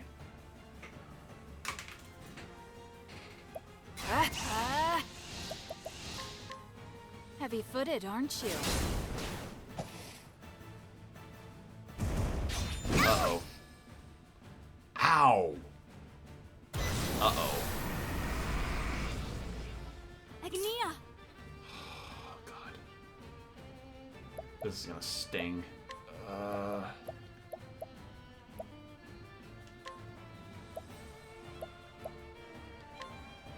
This will teach you. Just go to sleep. I'm just getting Shit. warmed up. Didn't work.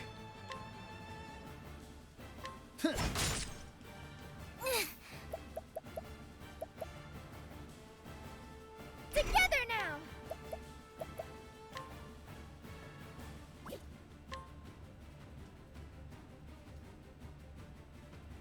Just a little, okay? You're in the gamer lean? I kinda am. I'm messing up my posture with it. Also, welcome, Lil JX. Hope you're having a good night, or whatever your time zone is.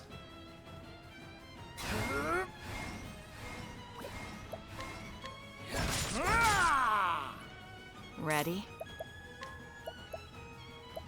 Great medium, I Hang in there. guess. Thank you, Throne.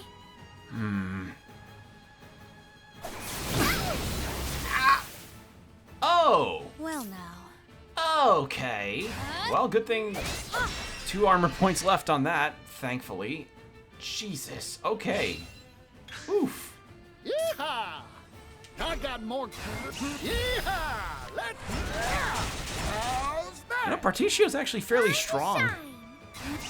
you know, considering the deal here. Forgive me.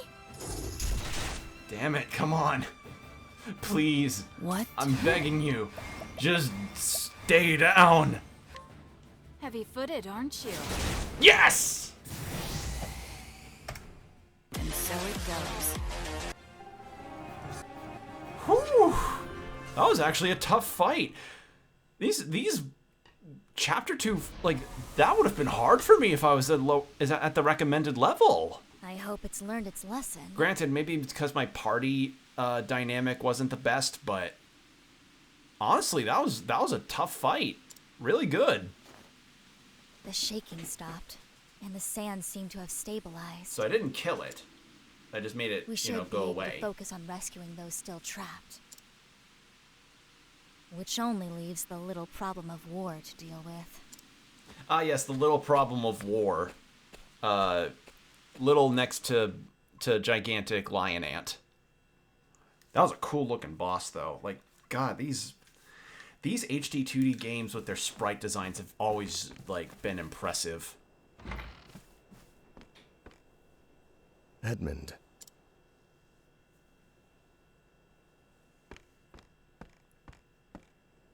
I never thought I'd see the day you'd save my life.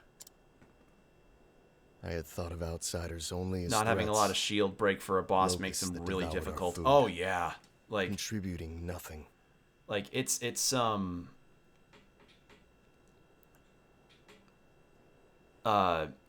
a tough sort of balance. Like when you're not able to break them as much or easily, it gets rough. If what's even tougher is that I mentioned this earlier, but when people start Ochet's story, people have been picking the owl because that gives like a wind damage that gives more damage coverage, but I didn't know that. I picked the jackal. So I feel kind of silly for that. But now Agnia's got a wind skill. So that helps, but small potatoes.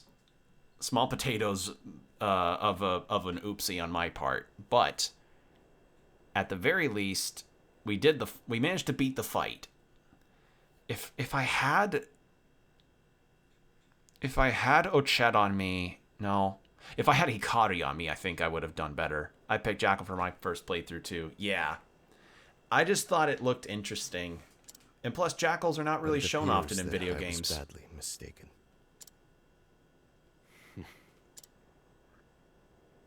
I swear to you that when I return, I'll make a proposal to the king himself. I'll beg him to let us lay down our arms and welcome your people as our own. Seems I owe you an apology. And my... Oops, sorry. If it wasn't for a certain nosy do-gooder's nonsense, I would have never opened my eyes. It's better to join hands as friends than raise arms as foes. I couldn't have said it better myself. Literally, that was a very good line.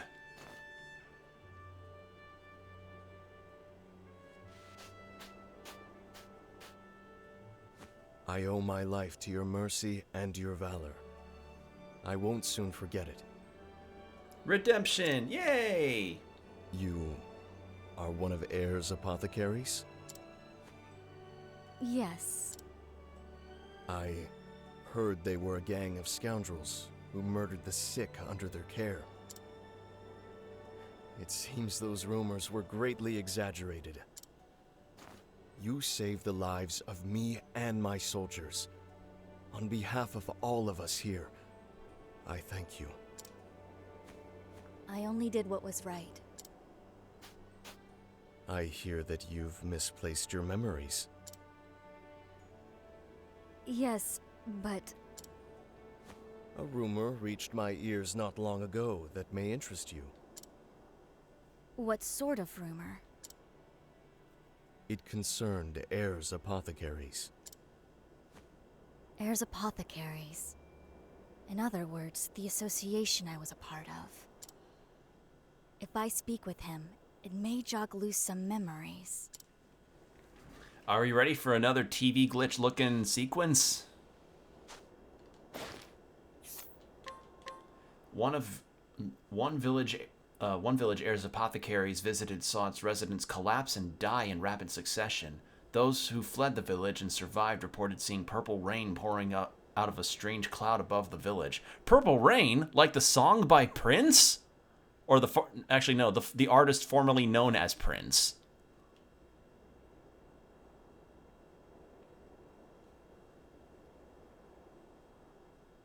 Purple Rain? What?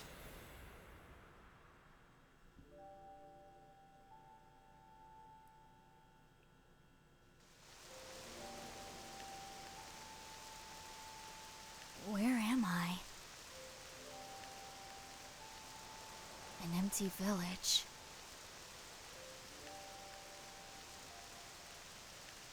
Wait. Rain. Purple rain?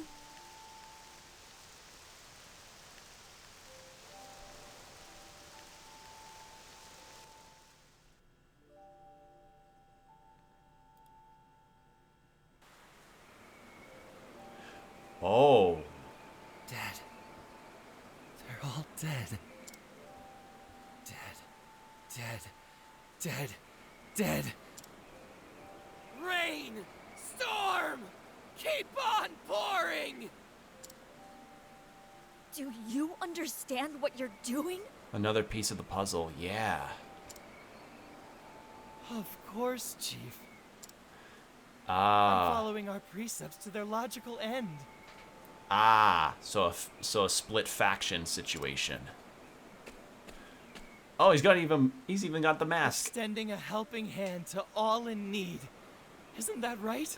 Ah, so someone went so okay, one crazy person taking things too far or to a different direction, an interpretation. Cool.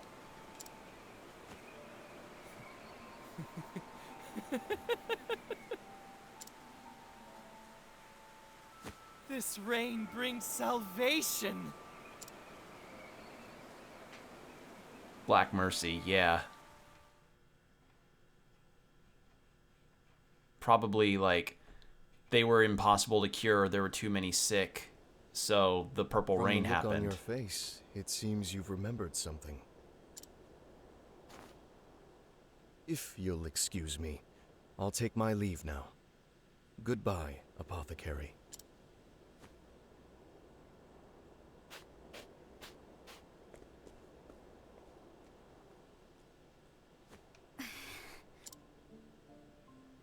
What was that horrendous rain?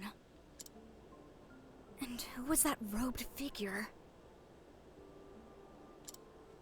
Well, it's not unheard of in the medical field or people to crack it like that too. Yeah, it's really love this game and most of the stories. Oh yeah, like this game's been really good so far. I'm about 25 or so hours in, and every character, save for I'd say Agnia's, has just had a like a really intriguing narrative.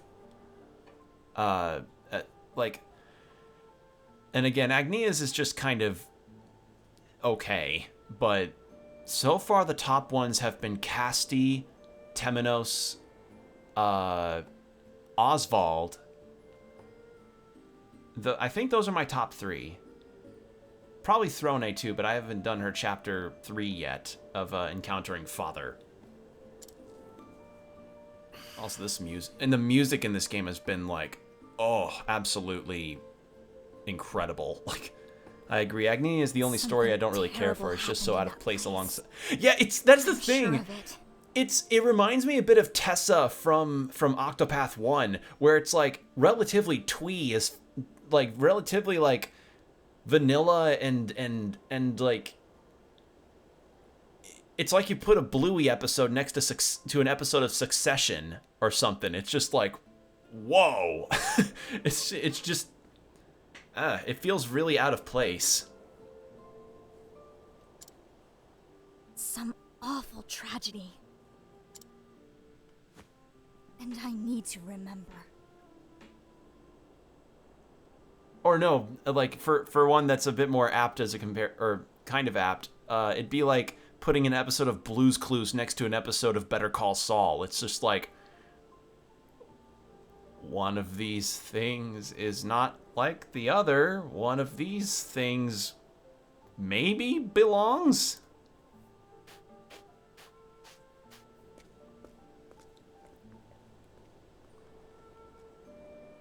It feels so low stakes. Yeah. Yeah.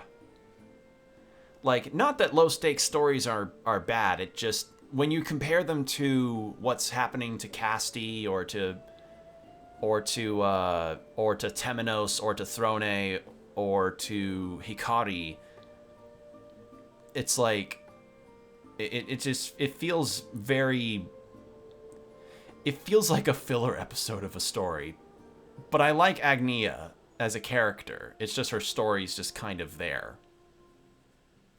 In a town of immigrants, Casti meets someone with knowledge of her past. Dark rumors swirl about Air's apothecaries, and Casti is haunted by disturbing images dredged up from deep within her. What lurks in the mists of her past? Casti must continue her journey to find out.